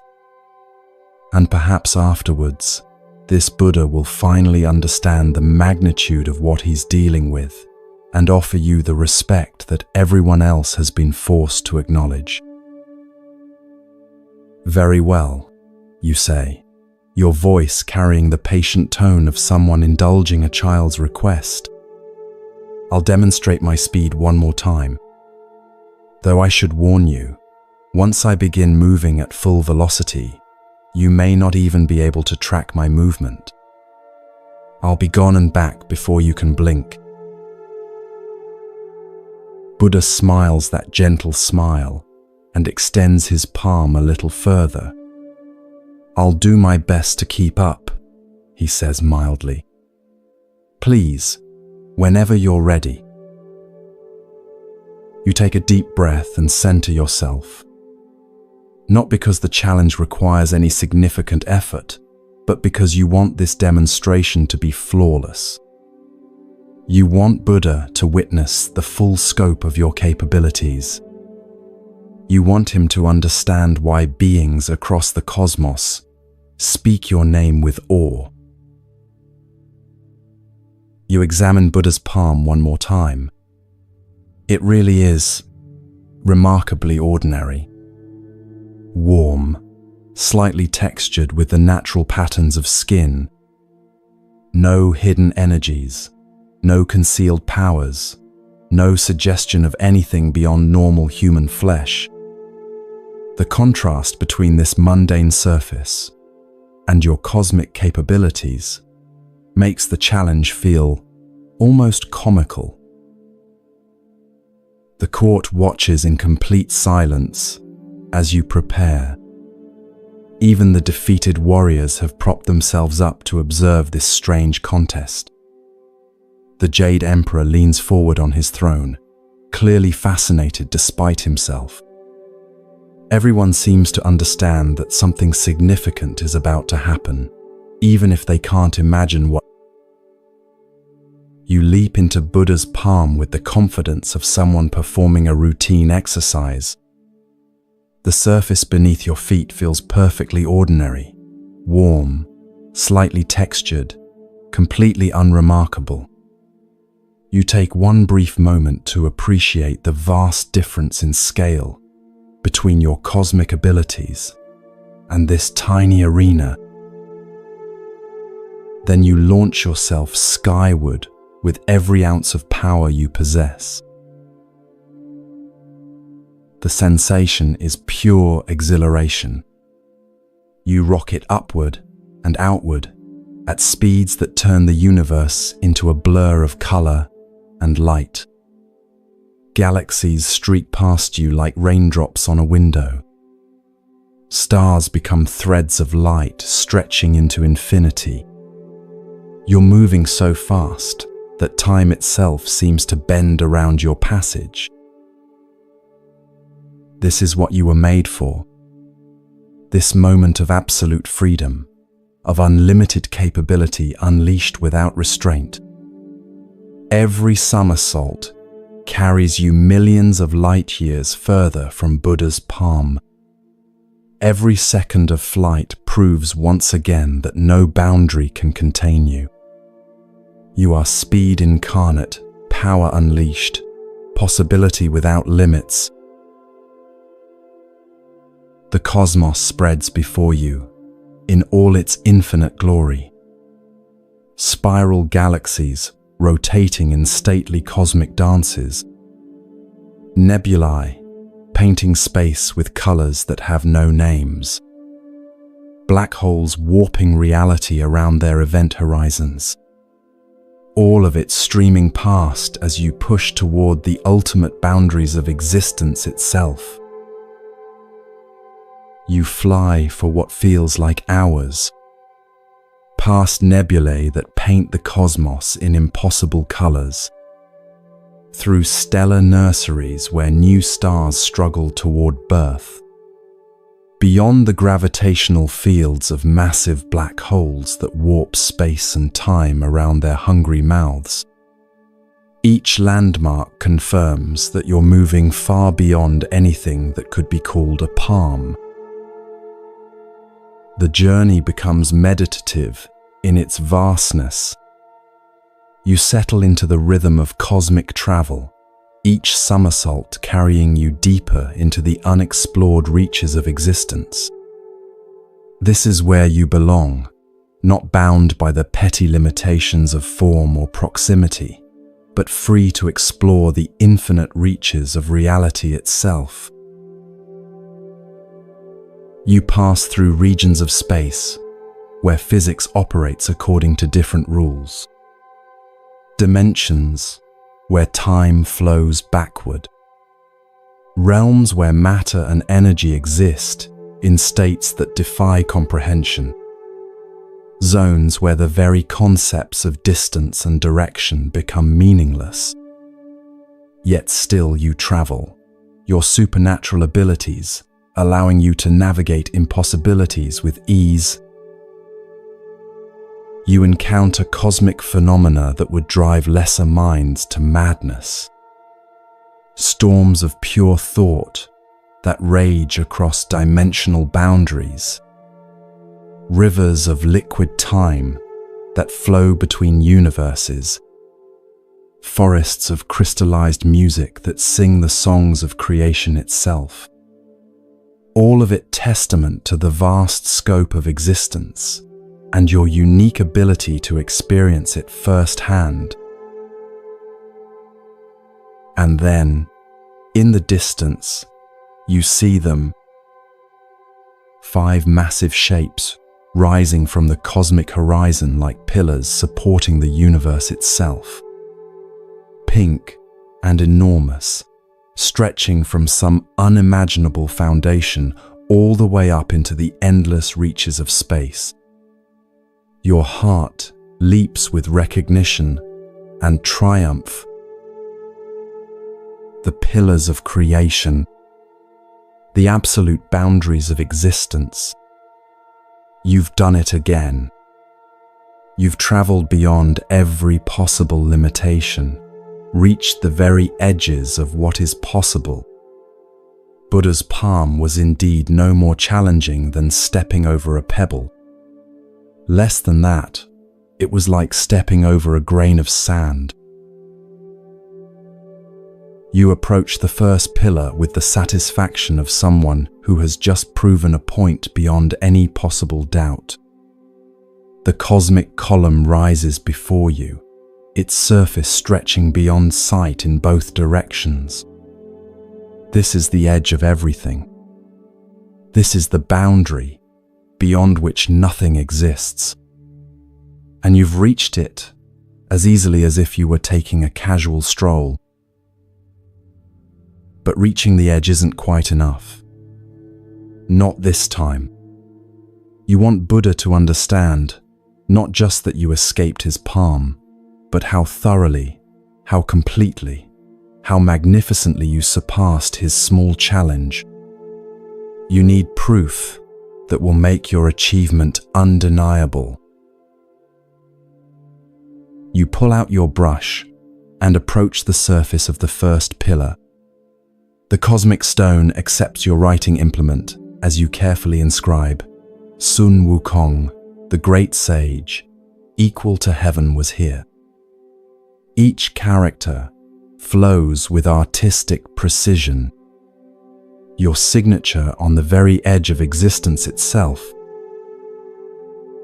But even that feels insufficient. Anyone could claim to have written something like that. You need proof that's more personal, more unmistakably yours. So you do what creatures have done since time immemorial when claiming new territory. You mark it in the most primitive, undeniable way possible. The act feels both crude and profoundly satisfying. Let Buddha explain away this evidence.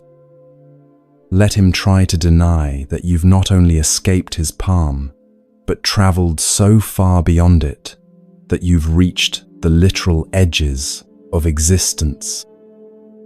No being in the cosmos has ever accomplished what you've just demonstrated. The journey back feels triumphant. Every somersault carries you toward a victory that will be remembered for eternity. You've not only met Buddha's challenge, but exceeded it so completely that the comparison becomes absurd. He asked if you could escape his palm. You've traveled to the edges of creation itself. The ruins of the celestial throne room materialize around you as you complete your return journey.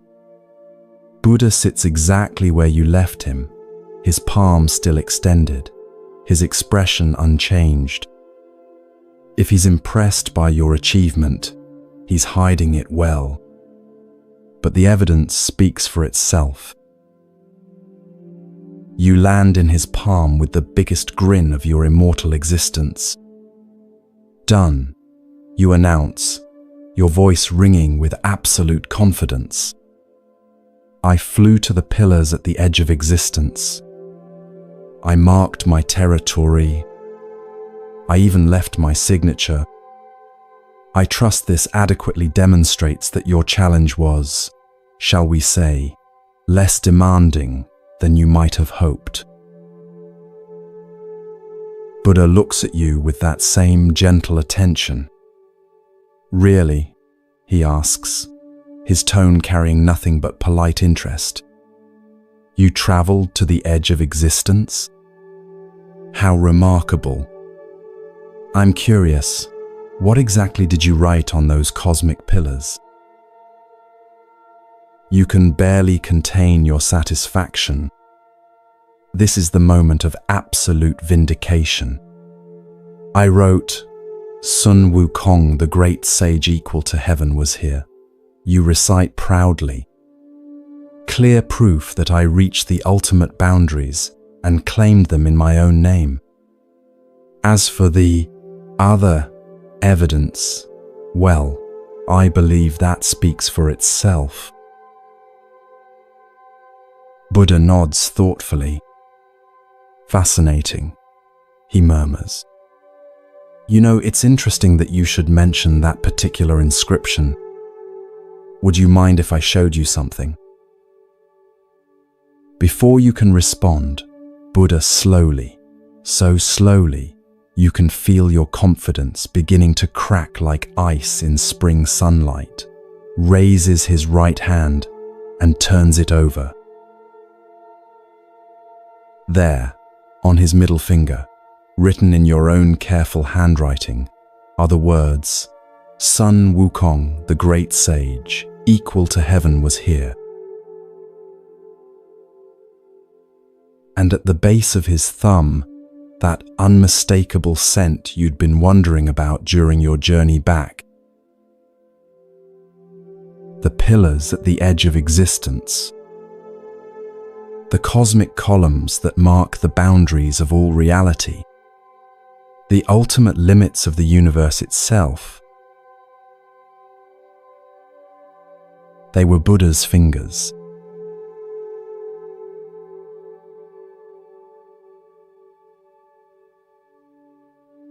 The world stops. Not metaphorically, not in the poetic sense that people use when they're surprised. Literally, completely, your entire reality grinds to a halt, like a cosmic machine that's just lost its power source. Everything you thought you knew about yourself, about your capabilities, about the very nature of existence itself, crumbles like a sandcastle touched by an infinite tide. You stare at Buddha's middle finger, at your own handwriting, at the undeniable proof that what you experienced as the ultimate journey beyond all boundaries was actually nothing, less than nothing. A cosmic joke played out on a scale so vast you can't even begin to comprehend its implications. The inscription sits there, mocking you with its familiarity. Every stroke of the brush, exactly as you remember making it. Every character, precisely as you intended. Your signature achievement, your proof of transcendence, your evidence of capabilities beyond the cosmic order itself.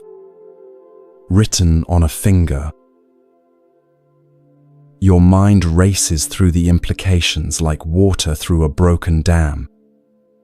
If the pillars were fingers, then everything you experienced during that cosmic journey, the vast distances, the impossible speeds, the transcendence of physical laws, all of it happened within the space of a hand. All of it contained within boundaries you never even perceived.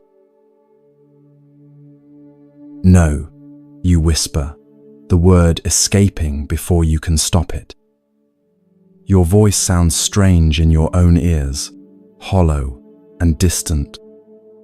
That's not possible. I traveled for hours. I saw galaxies. I passed through stellar formations. I reached the actual edge of existence.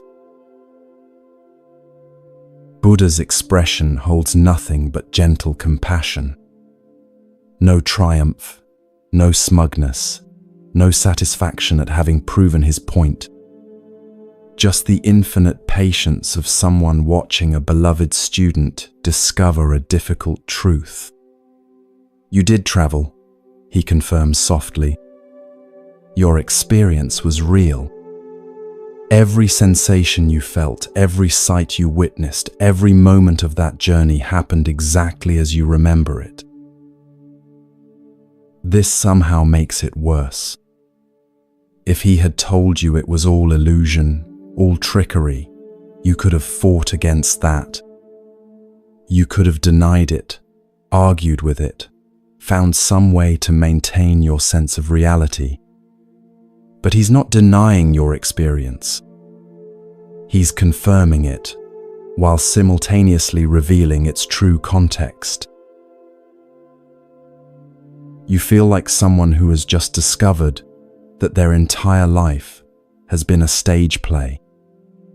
That the vast world they thought they inhabited was actually a theater set, that the epic adventures they experienced were performed within the confines of a small room. The experience was real, but the scale was completely different from what you believed. But the pillars, you say, your voice growing smaller, the edge of the universe, the cosmic boundaries. I saw them. I touched them. I marked them. Buddha gently flexes his fingers, and you watch the movement with the horrible fascination of someone seeing their entire worldview collapse in real time. Yes, he agrees. You did. And your journey was remarkable. Your speed was extraordinary. Your determination was admirable. You traveled exactly as far as your understanding could take you. As far as your understanding could take you. The words hit like a physical blow. Not as far as your power could take you. Not as far as your abilities could carry you. As far as your understanding allowed. Which means, I never left your palm, you say, the realization emerging like a confession. Not even close to leaving. All that distance, all that speed, all that cosmic travel. I was never outside the space of your hand. You never left my palm, Buddha confirms, his voice carrying the gentleness of rain on summer leaves. There's no judgment in his tone, no condescension, just simple, devastating truth. The implications crash over you like ocean waves. Every assumption you've made about your capabilities, every belief you've held about your place in the cosmic order, every certainty you've built your identity around, all of it based on a fundamental misunderstanding of scale, of reality, of what power actually means. You think about every moment of pride you've felt, every achievement you've celebrated, every time you've looked down on others as lesser beings who simply couldn't understand your level of accomplishment. The taste in your mouth turns bitter as old medicine. The celestial court watches this revelation unfold, with expressions ranging from awe to sympathy. Some of the defeated warriors are sitting up now, no longer focused on their wounds but on the profound teaching taking place before them. Even the Jade Emperor has stepped out from behind his throne, drawn by the magnitude of what's being revealed. You realize that everyone in the room is witnessing your fundamental assumptions about reality being dismantled, your cosmic arrogance being exposed as cosmic ignorance, your claims of transcendence being revealed as evidence of limitation. The humiliation should be unbearable, but somehow it's not. It's something else, entirely. How, you ask, though you're not sure you want to know the answer. How is this possible? My powers are real. My abilities are genuine. I defeated heaven's entire army. I've transcended death itself. How can all of that be, this small? Buddha's smile carries depths of understanding that make your head spin. Your powers are indeed real, he assures you. Your abilities are genuine. Your achievements are substantial. But Sun Wukong, what you've discovered isn't that your capabilities are small. What you've discovered is that existence is unimaginably vast. existence is unimaginably vast. The words echo in your mind like stones dropped into an endless well. You've been thinking of yourself as someone who had reached the limits of what's possible, when in reality, you haven't even begun to glimpse the true scope of possibility itself. It's like spending your entire life thinking you were the strongest person in the world because you could lift more than anyone in your village, only to discover that your village was actually a sandbox. And there's an entire universe of strength beyond anything you've ever imagined. Except worse, because it's not just about strength. It's about everything. Your entire sense of reality has been revealed as a tiny corner of something infinitely larger. You look around the throne room with new eyes. The celestial warriors you defeated. The cosmic architecture you admired. The Jade Emperor himself. All of it suddenly seems different. Not smaller or less impressive, but placed in a context so vast that the categories of big and small lose their meaning. But I felt so capable, you say, your voice barely above a whisper. I felt like I could do anything, like I had transcended every limitation, like I was equal to any power in the universe. And those feelings were genuine, Buddha responds. Within the scope of your understanding, you had transcended every limitation you could perceive. You had become equal to every power you could conceive. Your error wasn't in your achievements. Your error was in believing that your perception encompassed all of reality. This is the moment that every spiritual seeker eventually encounters. The moment when the ego's carefully constructed sense of specialness, of advancement, of spiritual achievement, meets the infinite vastness of what actually is. It's humbling in a way that goes beyond embarrassment or shame.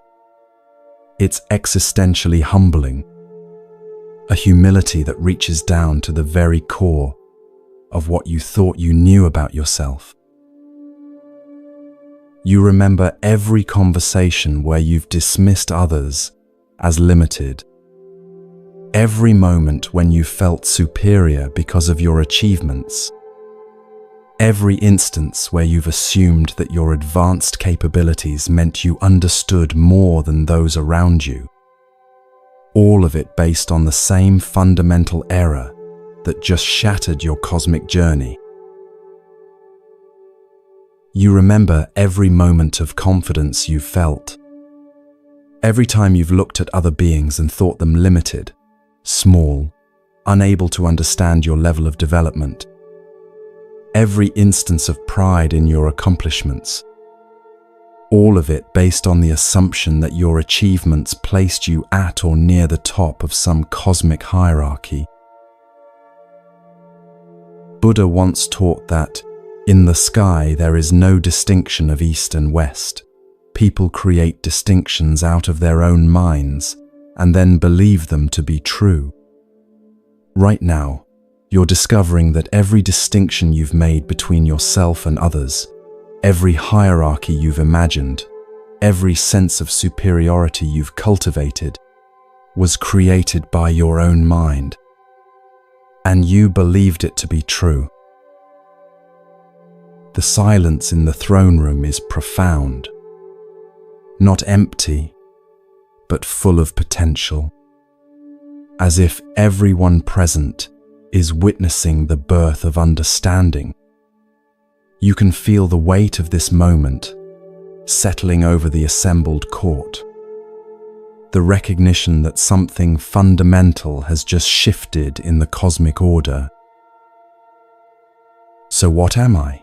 You ask, the question emerging from somewhere deeper than conscious thought.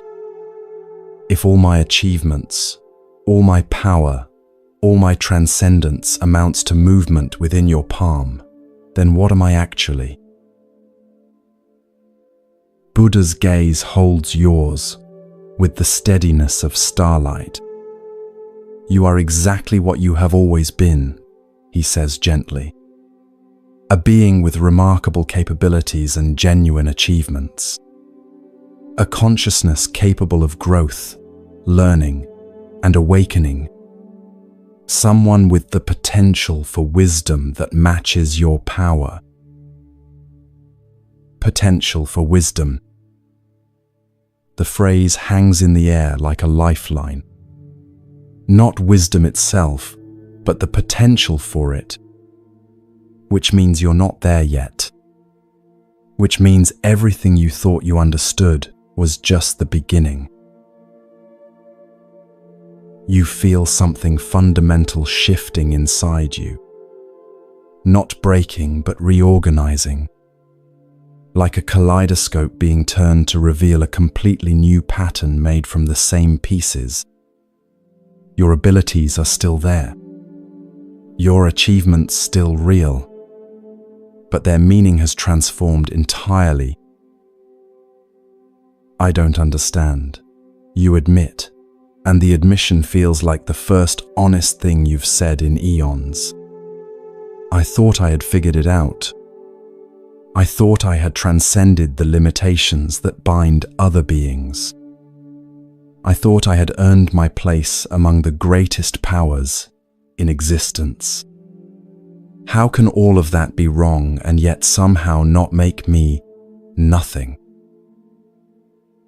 Because achievement and understanding are not the same thing, Buddha explains. You have achieved remarkable things, but achievement without understanding is like building a magnificent palace on sand. It looks impressive, it feels solid, it seems permanent, until the tide comes in. The tide, you realize that's what this moment is. The tide of reality coming in to meet your carefully constructed palace of self-importance. And just like a real tide, it's not malicious or punishing. It's simply natural, inevitable. The way things actually are behind all your assumptions about how they should be. You feel something breaking inside you. Not breaking like destruction, but breaking like an eggshell when new life is ready to emerge. Every certainty you've held about yourself, every definition of success you've accepted, every measure of worth you've applied, all of it cracking open to reveal something you can't yet see clearly. The court continues to watch, in respectful silence. You realize that your transformation is not just personal, it's affecting everyone present. The defeated warriors no longer look defeated. They look thoughtful, contemplative, as if your experience has reminded them of their own journeys toward understanding. I've been so proud, you whisper, the words carrying a weight that seems to compress your entire being. So convinced of my own importance, so certain that my abilities made me special, made me better, made me worthy of recognition and respect. And what's wrong with wanting recognition? Buddha asks gently. What's wrong with taking pride in genuine achievement? What's wrong with knowing your own worth? The question surprises you. You expected condemnation for your pride, criticism for your arrogance. Instead, Buddha seems to be suggesting that the problem isn't the wanting itself. So what is the problem? You sit with the question, feeling into your own experience. examining the difference between the pride you felt and the recognition you sought, tracing the path from legitimate accomplishment to toxic entitlement, following the thread from healthy confidence to cosmic arrogance. I think, you say slowly, working through the realization as you speak. I think I confused my worth with my superiority. I thought being valuable meant being better than others.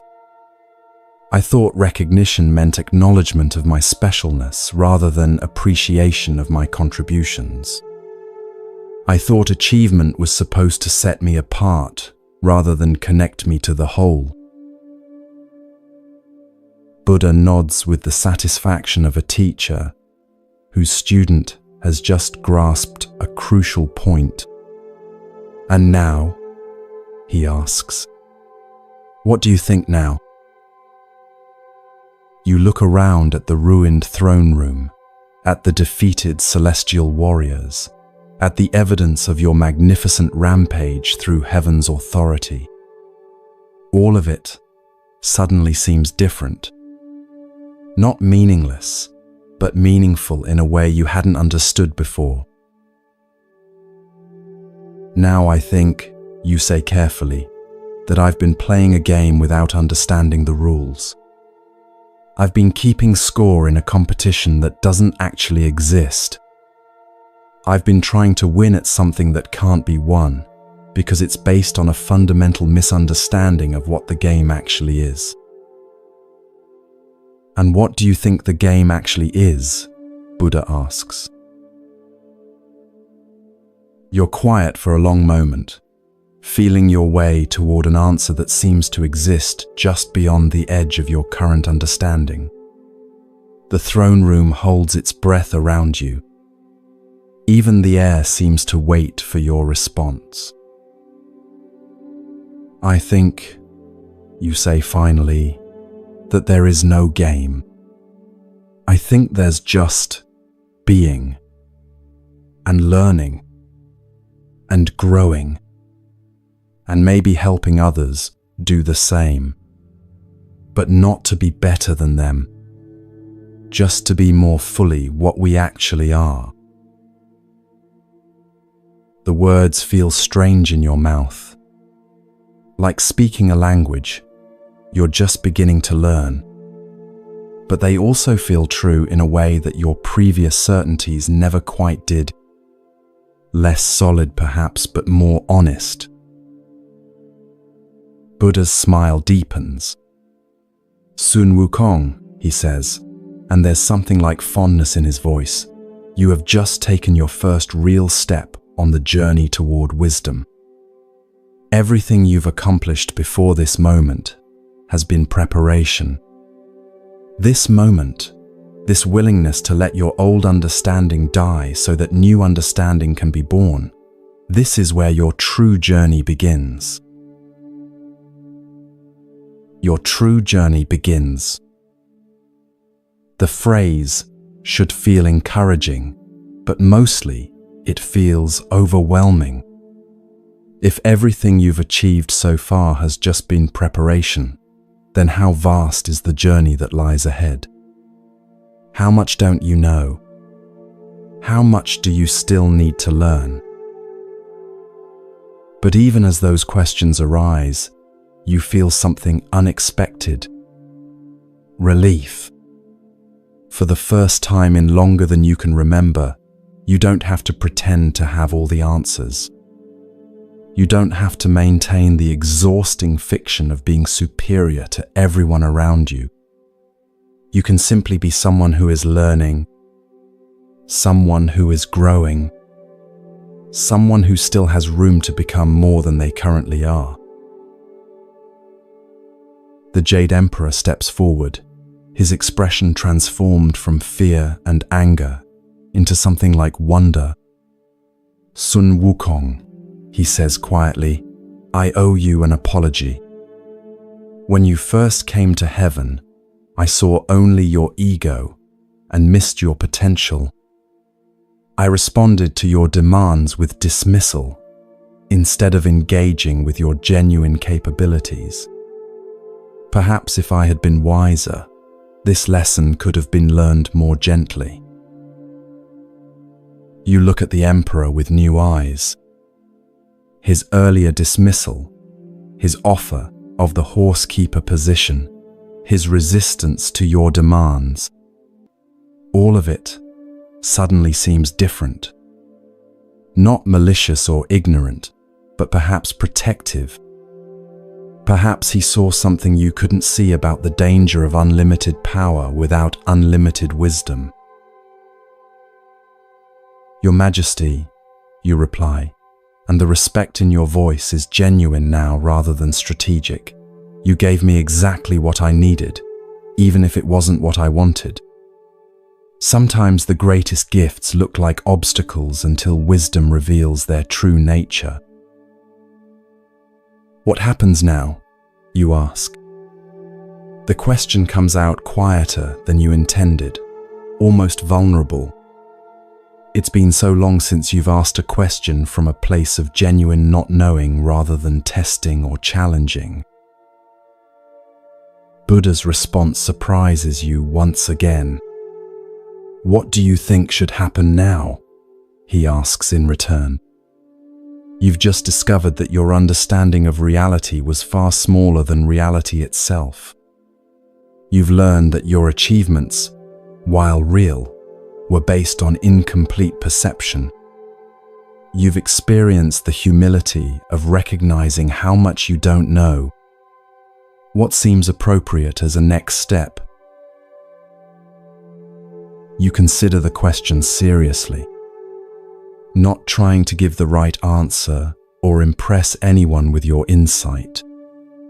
Just honestly exploring what feels true in this moment of newfound uncertainty.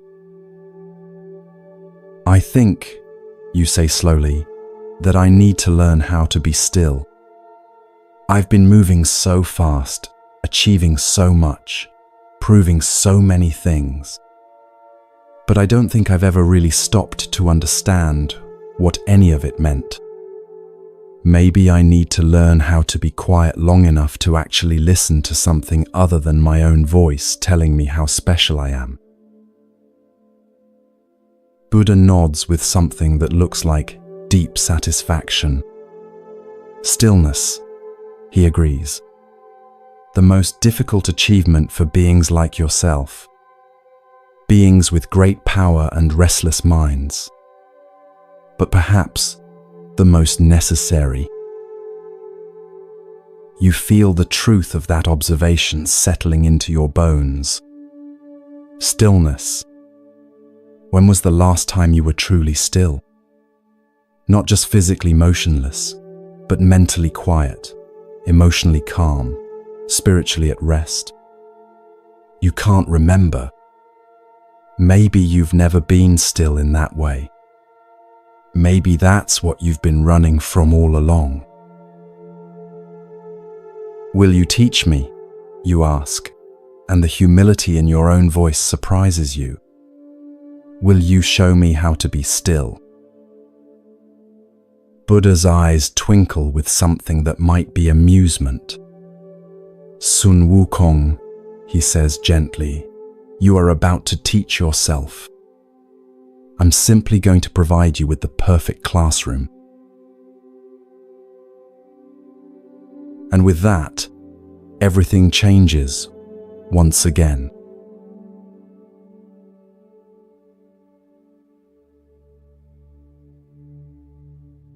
Buddha turns his hand over with the same gentle patience he's shown throughout your entire encounter. There's no violence in the movement, no anger or punishment, just the natural consequence of a lesson that must be learned through experience rather than explanation. Those same fingers that you mistook for the pillars of creation begin to transform, not magically or dramatically, but with the quiet inevitability of sunrise. They grow and solidify, becoming stone and earth and the weight of ages.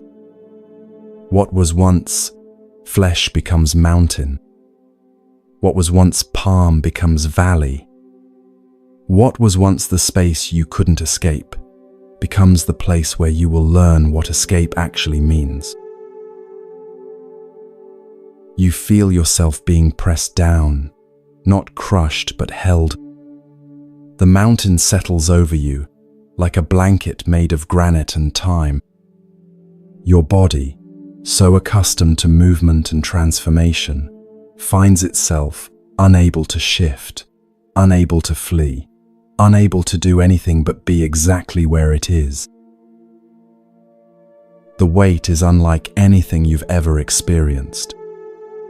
Not just physical pressure, but the weight of cosmic inevitability. The mountain doesn't impose itself upon you through force. It simply exists, and your existence must now accommodate that reality. For the first time since achieving your powers, you encounter something that cannot be overcome through effort or cleverness. You test the boundaries of your confinement. Your fingers can move slightly, enough to feel the texture of stone. Your breathing continues unimpeded. Immortality has its advantages. But any attempt at larger movement meets the immovable reality of mountain. You're held but not harmed, confined but not tortured. At first, you struggle. Of course you struggle. Every instinct screams against this limitation. You push against the stone with all your supernatural strength. You attempt your 72 transformations, seeking a form that might slip free. You call upon every technique you've mastered, every power you've developed, every ability that has served you so well. Your staff responds to your mental call, but even its legendary power finds no purchase against this weight. You try to expand it, to use its growth to lift the mountain, but the stone simply accommodates whatever size it becomes. You attempt to shrink it to needle size and slip through cracks, but discover there are no cracks large enough for escape. You try transforming into the smallest possible forms. A mouse, a spider, even a grain of sand. But the mountain's weight adjusts to each transformation, always maintaining just enough pressure to hold you without causing damage. It's as if the stone itself understands your capabilities and responds accordingly. Nothing works. Not because your powers have abandoned you, but because this isn't the kind of problem that power can solve. The mountain doesn't oppose your strength. It simply absorbs it. Like trying to punch water or argue with gravity, your force meets something that doesn't fight back because it doesn't need to. Hours pass, maybe days. Time becomes strange when you can't move to mark its passage. You rage against your confinement with the fury of someone who has never been truly helpless. You bargain with the mountain, with Buddha, with the universe itself. You promise to be better, to be wiser, to use your powers more responsibly, if only you can be freed. You shout challenges into the stone, demand explanations for this treatment, point out the injustice of trapping someone who has achieved so much. Your voice echoes strangely in the confined space, coming back to you distorted and somehow smaller than when it left your lips. You try reasoning with Buddha, though you can no longer sense his presence. Surely this has gone on long enough to make whatever point he intended. Surely he can see that you've learned your lesson about humility. Surely someone with your capabilities deserves a second chance. But the mountain remains, patient as stone because it is stone, unmoved by your arguments because mountains don't argue, unimpressed by your powers because mountains have watched empires rise and fall while barely noticing the passage of millennia. The first week feels eternal. Your mind churns through every possible escape scenario. You review every technique you know, every power you've mastered, searching for something you might have overlooked. You compose elaborate speeches you'll deliver to Buddha when this ordeal ends. Explanations of why this punishment is excessive, why your talents are being wasted.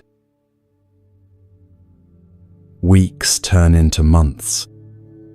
You track the changing seasons by subtle variations in temperature and humidity that seep through the stone. Spring brings the scent of growing things. Summer carries the weight of full life. Autumn whispers of completion and release. Winter offers the profound silence of dormancy. You begin to notice that each season affects the mountain differently. Spring rains cause subtle shifts in the stone's temperature. Summer heat makes the granite expand slightly.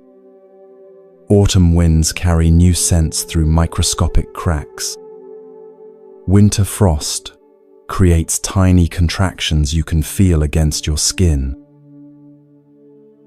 Slowly, the fighting energy begins to bleed out of you. Not because you're defeated, but because you're exhausted. There's only so long you can maintain peak struggle against something that never struggles back.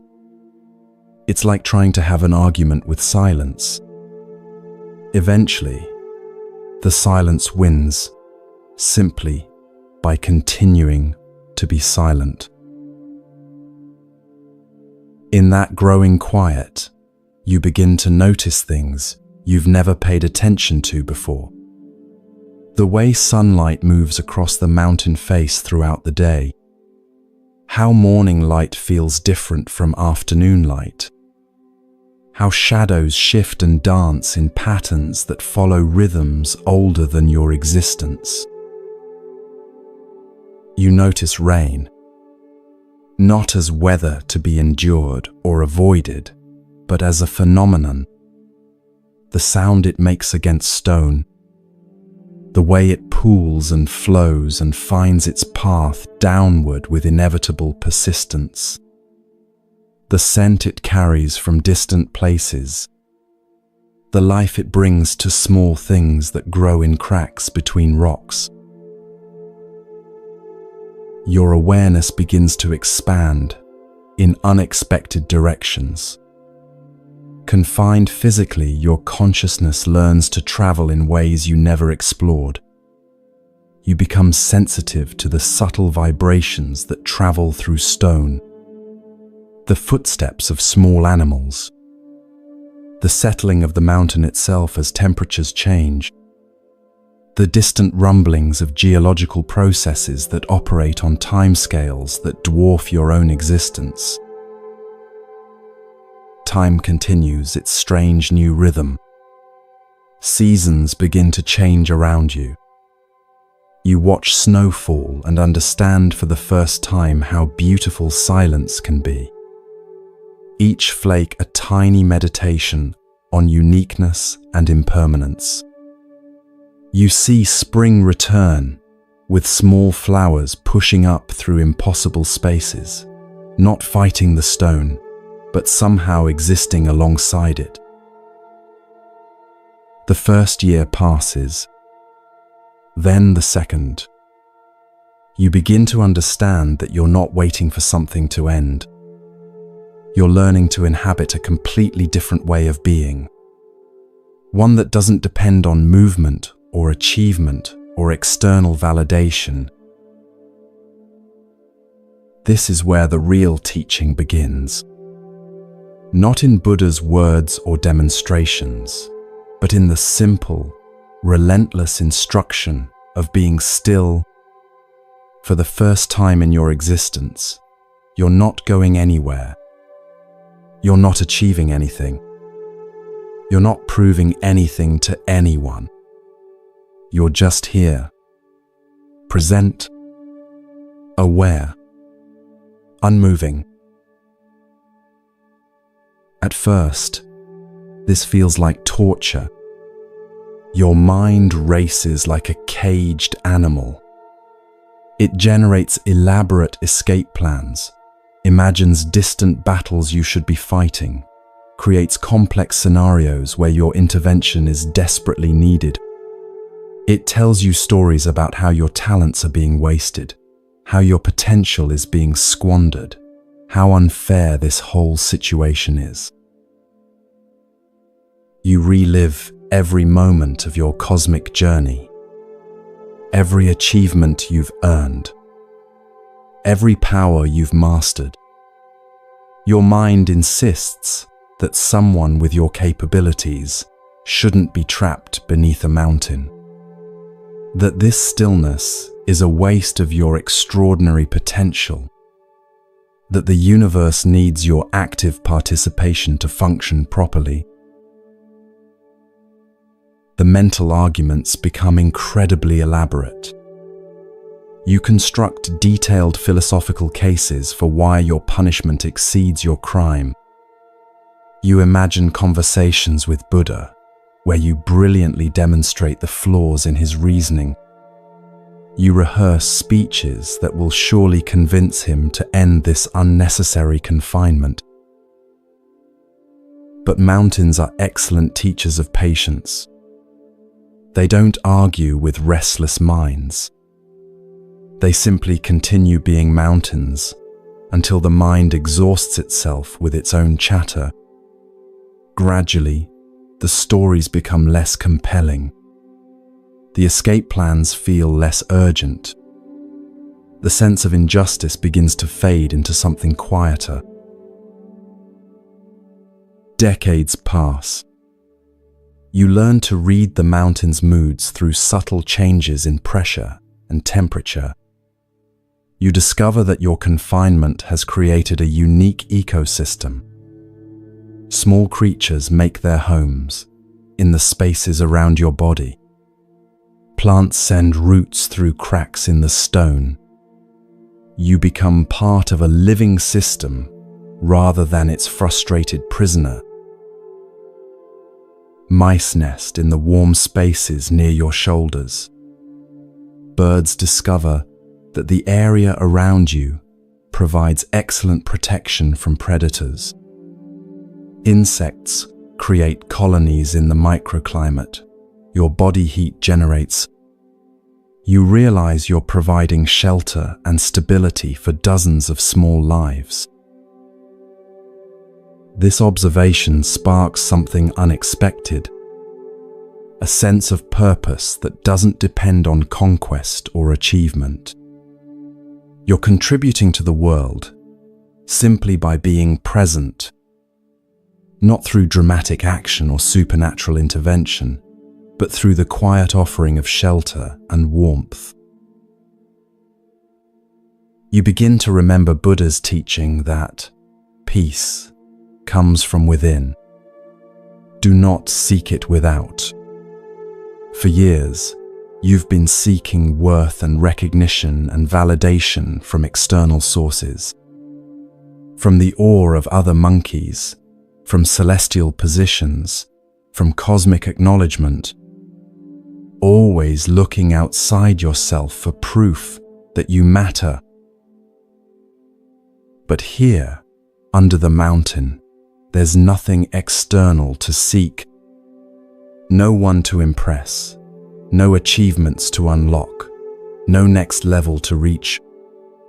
Just you and the present moment, and the strange discovery that the present moment is actually quite large when you stop trying to escape it. Years pass. You know this because you've learnt to read the mountain's subtle signs, the way certain rocks weather, how particular lichens grow and spread, the patterns of animal migration that bring different creatures to shelter near your resting place. You've become intimate with cycles you never noticed when you were moving too fast to see them. Small animals make their homes in the crevices around you. Birds nest in the sheltered spaces. Plants send roots deep into soil that's formed from countless seasons of fallen leaves. You realize you've become part of an ecosystem, not its king or its master, but simply one element among many. A presence that provides shelter and stability for other forms of life. This realization brings something unexpected, a kind of satisfaction different from any you've ever known. Not the triumph of achievement or the pleasure of recognition, but the quiet contentment of being useful without needing to be special, of contributing without needing credit, of existing in harmony rather than dominance.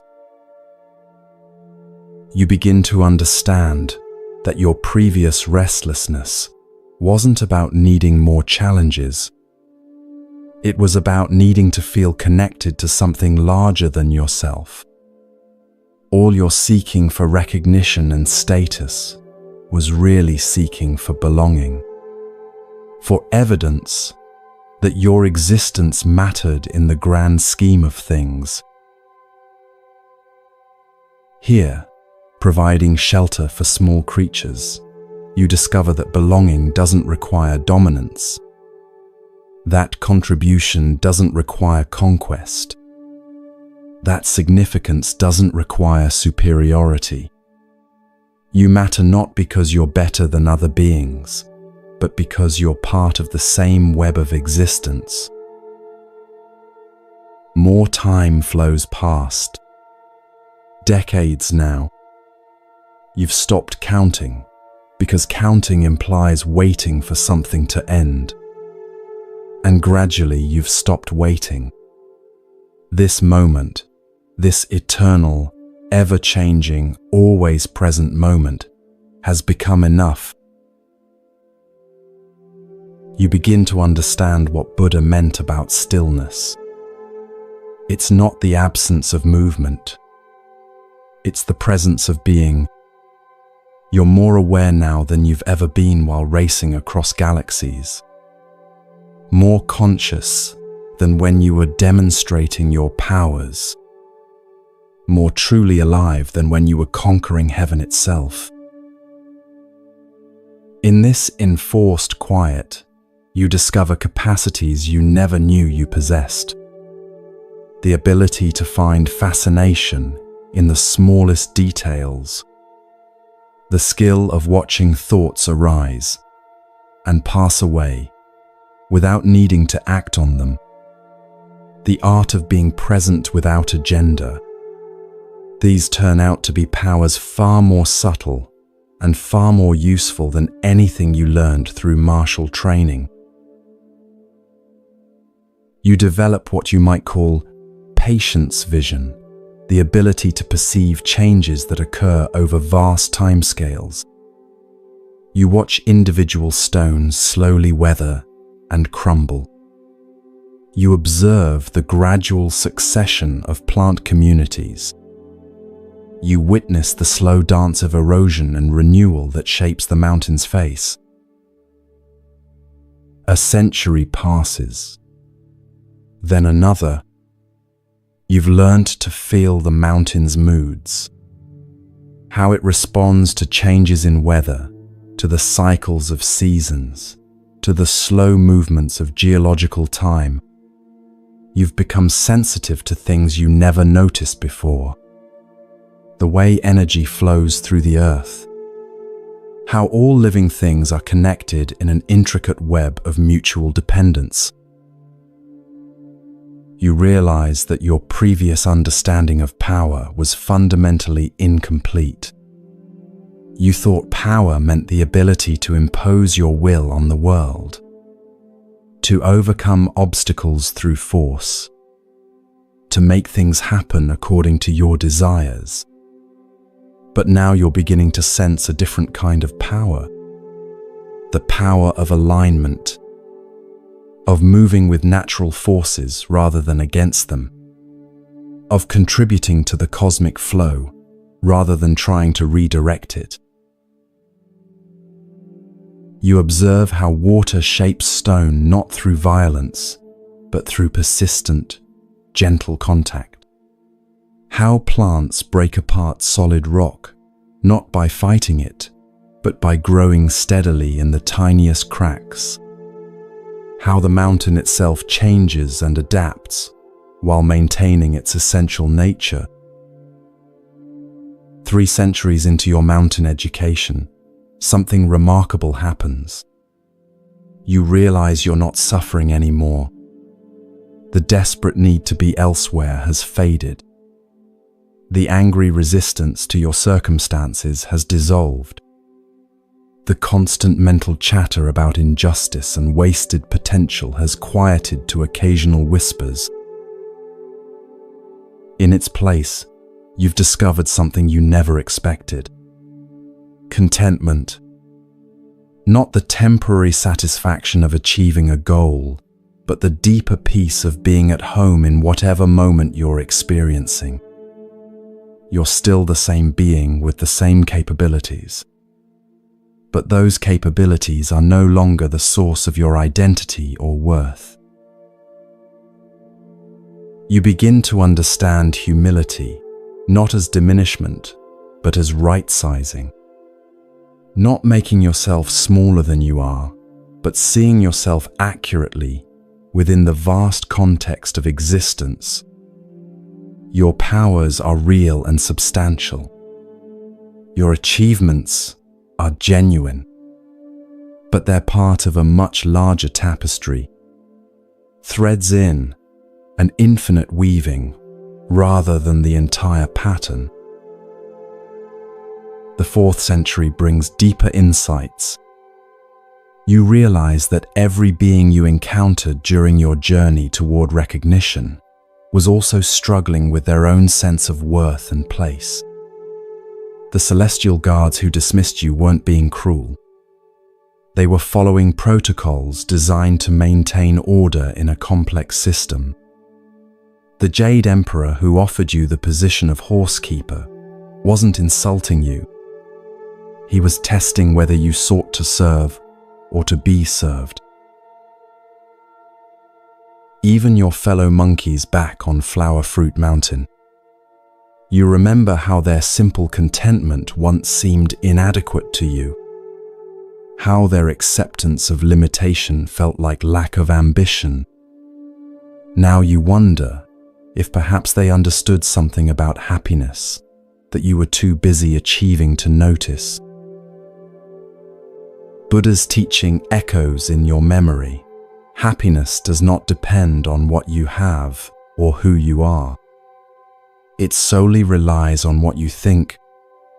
For centuries, you thought your happiness depended on external recognition of your worth, on achieving positions that matched your capabilities, on proving your specialness to others. But here, with nothing to achieve and no one to impress, you've found a different kind of happiness. One that doesn't depend on anything outside yourself. You begin to understand that the suffering you experienced came not from your circumstances, but from your resistance to them. The mountain didn't torture you. Your refusal to accept the mountain's reality created your pain.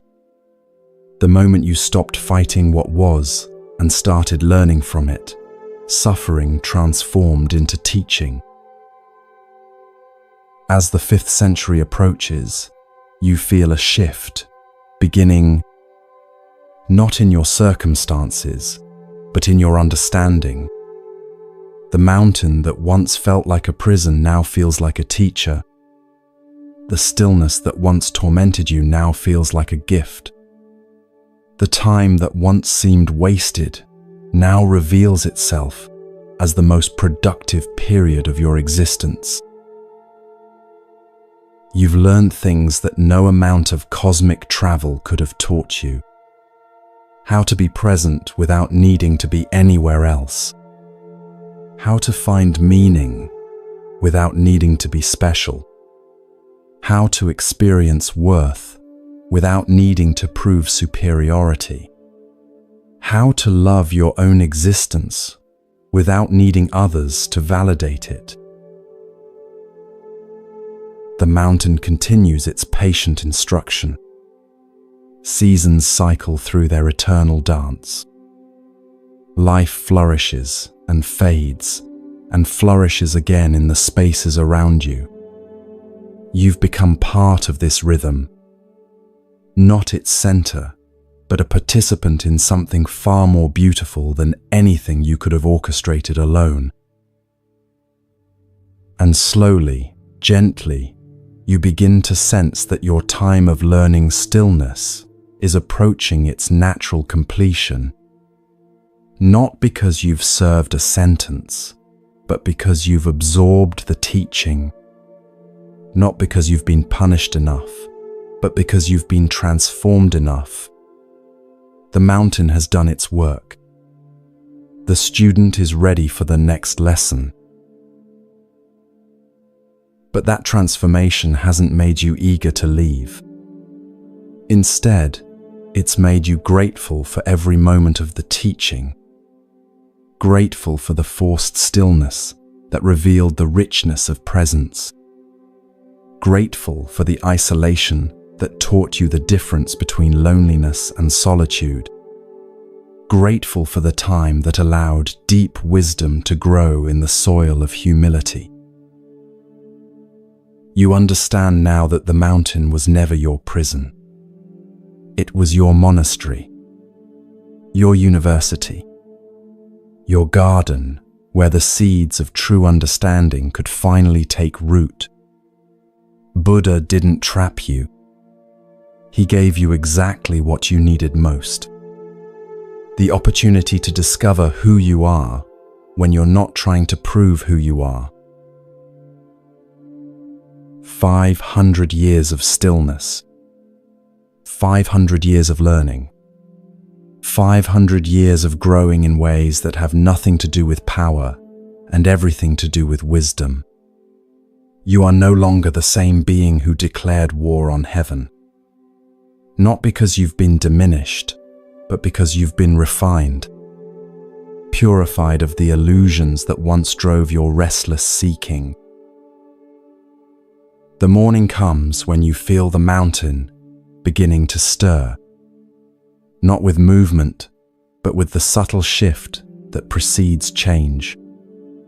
Your time of stillness is complete. Your education in presence has reached its natural conclusion. The teacher is preparing to release the student. But release into what? That question no longer carries the desperate urgency it once would have. Whatever comes next will come. You'll meet it with the depth of understanding you've cultivated in stillness, with the wisdom that grows only in the soil of humility, with the peace that comes from knowing your worth doesn't depend on anyone else's recognition. The mountain has taught you its greatest lesson. That true power lies not in the ability to force change, but in the capacity to be fully present with whatever is. That real freedom comes not from escaping limitations, but from transcending the need to escape. That genuine strength emerges not from conquering others, but from making peace with yourself. You are ready. Ready for whatever comes next. Ready to carry this mountain's wisdom into whatever new adventures await. Ready to serve rather than demand service. Ready to contribute rather than consume. Ready to love rather than prove lovability. The stillness that once felt like death now feels like birth. The end of who you were and the beginning of who you're becoming. Someone who carries the mountain's patience in their heart. Someone who has learned the difference between power and wisdom. Someone who knows that the greatest journey isn't to the edge of existence. It's to the center of your own being.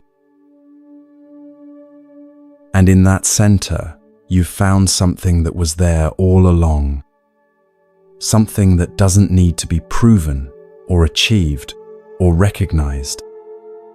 Something that simply is, as constant as mountains, as patient as stone, as enduring as the earth itself.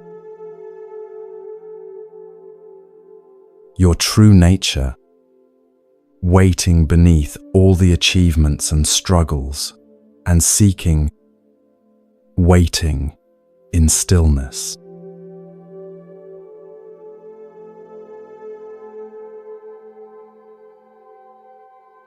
The mountain begins to lighten, not suddenly, not dramatically, but with the same gentle inevitability that marked your long education in stillness.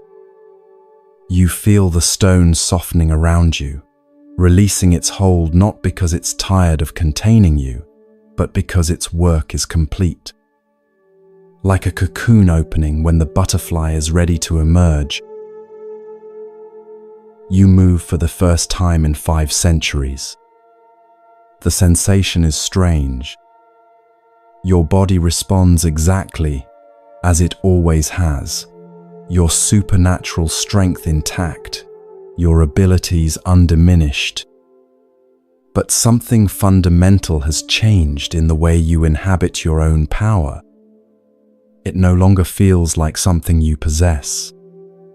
It feels like something you're responsible for. Standing free of the mountain's embrace, you take your first look at the world through eyes that have learned to see differently. The landscape hasn't changed, but your perception of it has been utterly transformed. Where once you saw territory to be conquered, you now see interconnected life, requiring careful tending. Where once you saw obstacles to overcome, you now see natural flows to align with. Your staff materializes in your hand as it always has. 17,500 pounds responding to your will. But now you understand something about this weapon that escaped you before. Its power isn't in its ability to destroy or dominate. Its power lies in its capacity to support and protect, to hold up what needs holding, to create space for growth rather than impose control. A memory surfaces from early in your mountain imprisonment. Buddha's quiet words, "The true mark of power is not the ability to force others to respect you, but the ability to be of genuine service." At the time, you couldn't understand what he meant. Service felt like diminishment, like accepting a lesser role. Now, you realize he was pointing towards something infinitely greater than what you had been seeking. You test your abilities one by one, not to prove their existence, but to understand their transformed purpose. Your 72 transformations flow through you like water finding its natural course. But each form now carries new meaning. The ability to become a bird isn't about escaping earthbound limitations. It's about seeing from different perspectives. The power to become a fish isn't about conquering aquatic realms. It's about understanding different ways of being. Your speed, once a source of pride in your ability to outrun any pursuit, now reveals itself as a tool for arriving exactly where you're needed. Your strength, once proof of your superiority over cosmic forces, becomes a means of lifting others when they've fallen. Your immortality, once a shield against the ultimate limitation, transforms into the capacity for endless service without the fear of personal loss. This is what Buddha meant by true power. Not the absence of limitation, but the transcendence of the need to be unlimited. Not the ability to impose your will on reality, but the wisdom to align your will with the deeper patterns that govern existence. Not the capacity to stand above others, but the strength to lift others up. You remember your first glimpse of this understanding during those final months under the mountain, watching small creatures make their homes in your vicinity, seeing how your presence provided shelter and stability for other forms of life, feeling useful without needing to be special. That contentment, you now realize, was your first taste of authentic power. The journey back toward inhabited realms feels different from any travel you've ever undertaken. Each step is deliberate, mindful, connected to the earth beneath your feet. You're no longer racing toward a destination. You're moving with purpose that doesn't depend on arrival. Present in each moment of the journey, rather than fixated on its end. Along the way, you encounter other beings. A lost traveler struggling with a broken cart. Your first instinct isn't to demonstrate your superior abilities or seek recognition for your help. You simply repair what's broken and continue on your way. The gratitude in the traveler's eyes carries more satisfaction than all the cosmic battles you once won. The repair work feels different now. Where once you might have used overwhelming force to solve the problem, now you work gently, precisely. Your supernatural strength allows you to be incredibly delicate. You fix not just the immediate damage, but strengthen the underlying structure, creating solutions that will endure long after you've moved on. A village plagued by bandits crosses your path. The old you would have swept in like a force of nature, demolished the threat with overwhelming power, and expected worship for your intervention.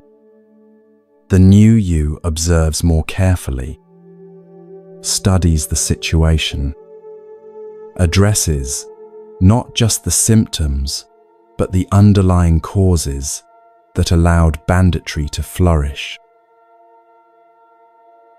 You find that the bandits themselves are farmers driven to desperation by drought and failed harvests. Your solution isn't to destroy them, but to help redirect a distant river's flow, bringing water to parched fields. The transformation takes longer than simple conquest would have, but its effects last generations rather than seasons. Working with the natural flow of water, rather than against it, you discover new applications for your abilities. Your understanding of geological forces, learned during centuries of mountain communion, guides your efforts. You don't force the river to change course. You create conditions that make the new path more appealing than the old. This is service, not the grudging acceptance of a lesser role, but the conscious choice to use your capabilities for something larger than personal aggrandizement, not diminishment, but fulfillment of a deeper purpose that was always there, waiting beneath your ego-driven ambitions. News of your actions spreads, as news always does. But the stories that emerge are different from the legends of your earlier exploits. People don't speak of your power with the mixture of awe and fear they once carried. They speak of your wisdom, your compassion, your ability to see solutions where others see only problems. Young beings seek you out, not to learn techniques of domination, but to understand this different way of wielding ability. You find yourself teaching not through demonstration of superior skill, but through patient guidance toward inner understanding. You remember Buddha's gentle instruction and try to offer that same quality of presence to those who come seeking.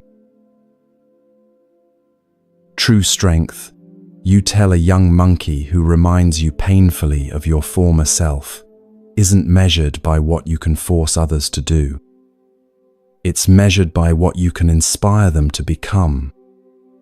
The words surprise you, even as you speak them, not because they're untrue, but because you can feel how completely you've internalized their meaning.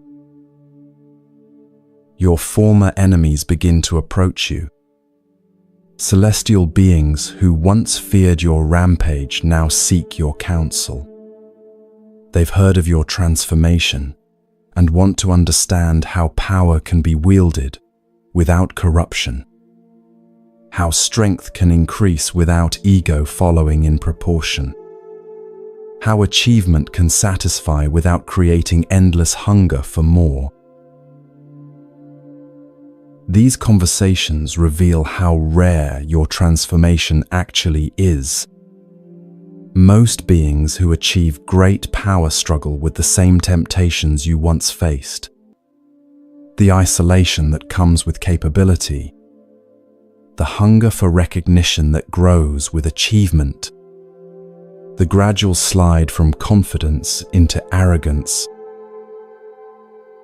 The Jade Emperor himself eventually requests an audience.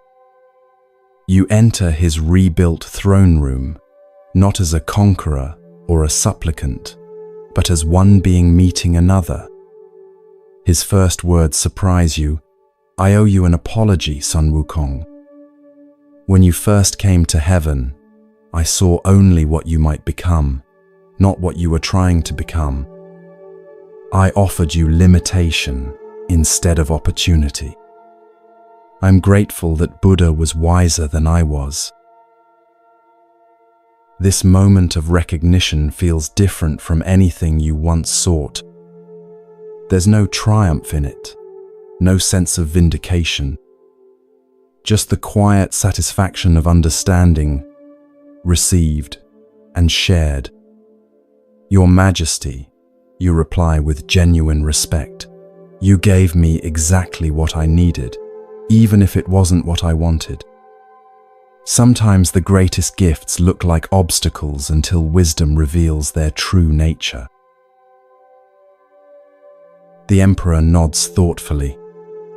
"And now," he asks, "what role would suit someone who has learned to wield power with wisdom?" You consider the question carefully, not searching for the position that will bring the most prestige or authority, but feeling into what would serve the greater good most effectively. "Perhaps," you suggest, "something that allows me to help others navigate the same transformation I've undergone. To serve as guide for beings struggling with the relationship between ability and responsibility."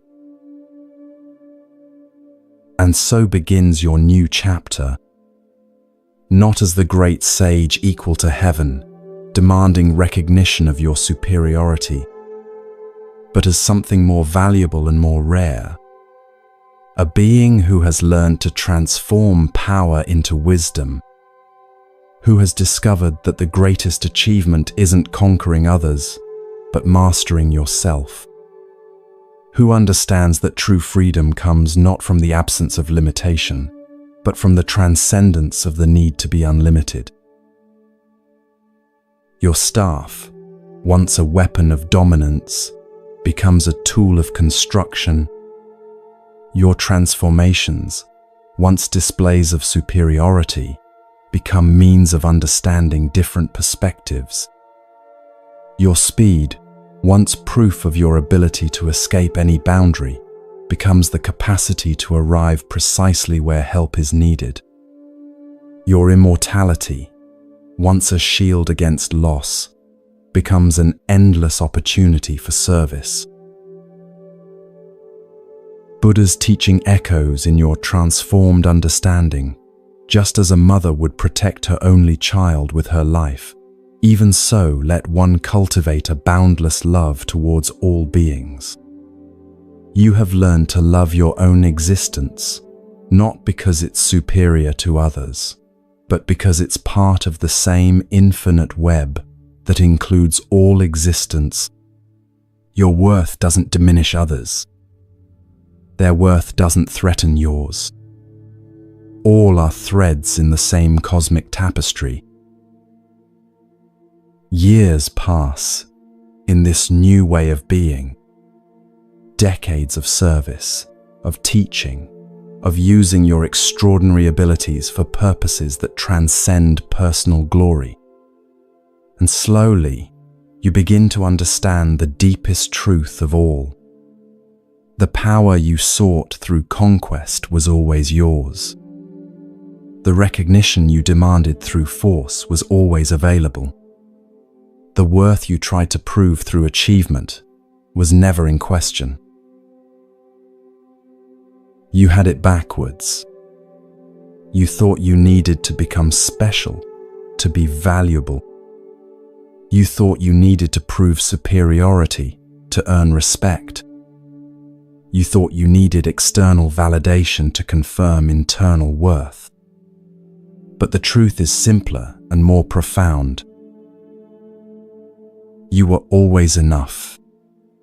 Your value was never dependent on your achievements. Your worth was never tied to your abilities. Your significance was never measured by your superiority over others. These things were true before you gained supernatural powers. They remained true through all your cosmic adventures. They were true even when you couldn't see them. The mountain taught you stillness, but stillness taught you something even more important. It taught you how to recognize what was always there, beneath the seeking and striving and proving, beneath the achievements and failures and transformations. Your essential nature, perfect and complete, waiting patiently for you to stop running long enough to notice it. This is true power, not the ability to change external circumstances, though that remains within your capabilities, but the capacity to remain centered in your essential worth, regardless of what circumstances you encounter, to act from love rather than fear, to serve rather than dominate, to lift others rather than diminish them.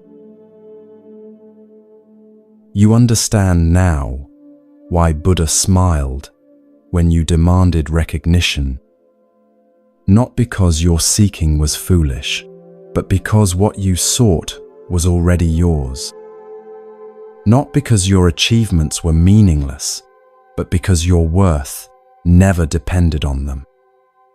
Not because power corrupts, but because real power heals. both the one who wields it and all those it touches. The journey from ego to enlightenment isn't about becoming someone different. It's about remembering who you always were, beneath the need to prove and achieve and conquer, beneath the hunger for recognition and validation, beneath all the ways you try to earn your place in existence. You belong here. You always belonged here. Not because you're special, but because specialness was never the point. You belong because you are, because existence includes you, because the universe is not complete without your unique participation. This is the path of true power, walking it with humility, wisdom, and love, using your abilities in service of something larger than yourself, finding your worth not in what you can do, but in who you are. And who you are is enough. It always was. The greatest victory isn't conquering heaven. It's finding peace with earth. The ultimate achievement isn't proving your superiority. It's discovering your connection. The deepest power isn't in the ability to escape Buddha's palm. It's in the recognition that you were never trapped there in the first place. You were always free. You just needed to learn what freedom actually means.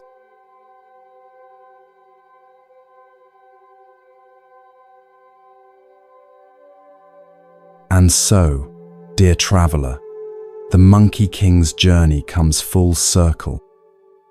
From the restless seeking of infinite ego to the profound peace of authentic wisdom, from the desperate need to prove worth to the gentle recognition that worth was never in question, from the exhausting effort to escape limitation to the liberating discovery that true freedom was always within reach. As this ancient story settles into your consciousness like evening mist over still water, allow yourself to recognize the Monkey King within your own experience, that part of you that strives and seeks and sometimes demands recognition for achievements. That restless energy that whispers you're not quite enough yet, not quite there yet, not quite worthy of the respect you desire. Feel that familiar hunger with compassion rather than judgment. The Monkey King's journey reminds us that the seeking itself isn't wrong. The desire to grow, to achieve, to become more than we currently are flows from something beautiful within human nature. The challenge lies not in eliminating ambition, but in understanding its deeper purpose. Take a gentle breath now. Let your body sink more deeply into comfort as you feel the weight of the day beginning to release. Like Sun Wukong under his mountain of stillness, you too can learn to be present with whatever this moment brings, without needing to change it, escape it, or prove anything about it. Notice where in your life you might be trying to escape Buddha's palm. Those areas where you're certain that just a little more effort, just a little more achievement, just a little more recognition will finally provide the satisfaction you seek. Feel into those places with the same gentle attention Buddha showed to the Monkey King. Not to judge or fix, but simply to recognize. Perhaps your palm is the endless scroll of social media, where you seek validation through likes and shares and digital applause. Perhaps it's the corporate ladder, where you believe the next promotion will finally prove your worth. Perhaps it's the perfect relationship, the ideal body, the flawless performance that will once and for all establish your value. Buddha's teaching whispers gently through Sun Wukong's story. You are enough, exactly as you are, in this very moment. Not because you've achieved enough, but because achievement was never the source of your worth. Not because you've proven enough, but because your value doesn't require proof. Not because you've earned enough, but because love and belonging are your birthright, not your reward. Let your breathing deepen as this truth settles into the quiet spaces within you. Feel your shoulders releasing tension you didn't know you were carrying. Allow your jaw to soften, your brow to smooth, your entire being to rest in the recognition that you can stop trying so hard. The mountain of stillness that transformed the Monkey King awaits you too. Not as punishment or limitation, but as invitation. The invitation to be fully present with your life as it actually is, rather than as you think it should be. To find the extraordinary within the ordinary. To discover the sacred within the simple. This moment, right here, right now, as you listen to these words, is your mountain. Your opportunity to practice the stillness that reveals what was always there. Beneath the seeking and striving and endless effort to become someone worthy of love, you are already complete, already whole, already enough. Feel your body settling deeper into rest. Like the Monkey King learning to be present with the cycles of seasons, you can learn to be present with the natural rhythms of your own being. The inhale and exhale of breath. The gentle slowing of heartbeat as sleep approaches. The soft dissolution of the day's concerns into the embrace of night's peace. Buddha's final teaching echoes through the story and into your dreams. Peace comes from within. Do not seek it without. The recognition you seek from others is already available within you. The worth you're trying to prove is already established in the simple fact of your existence.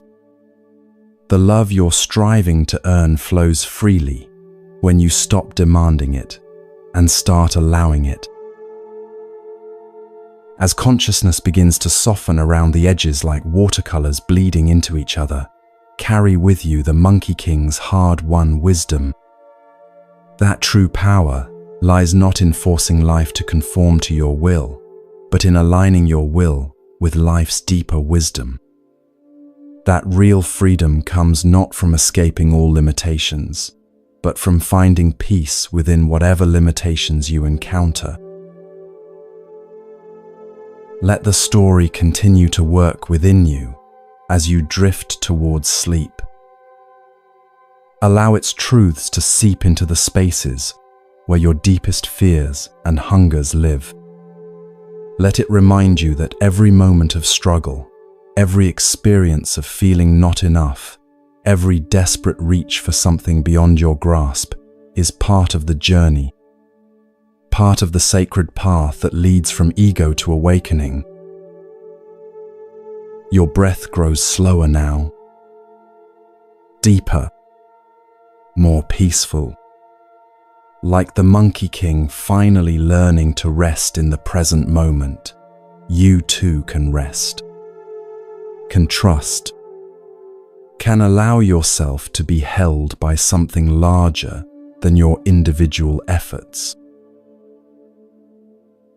The ancient story lives within you now. Its wisdom becomes part of your own wisdom. Its peace becomes part of your own peace.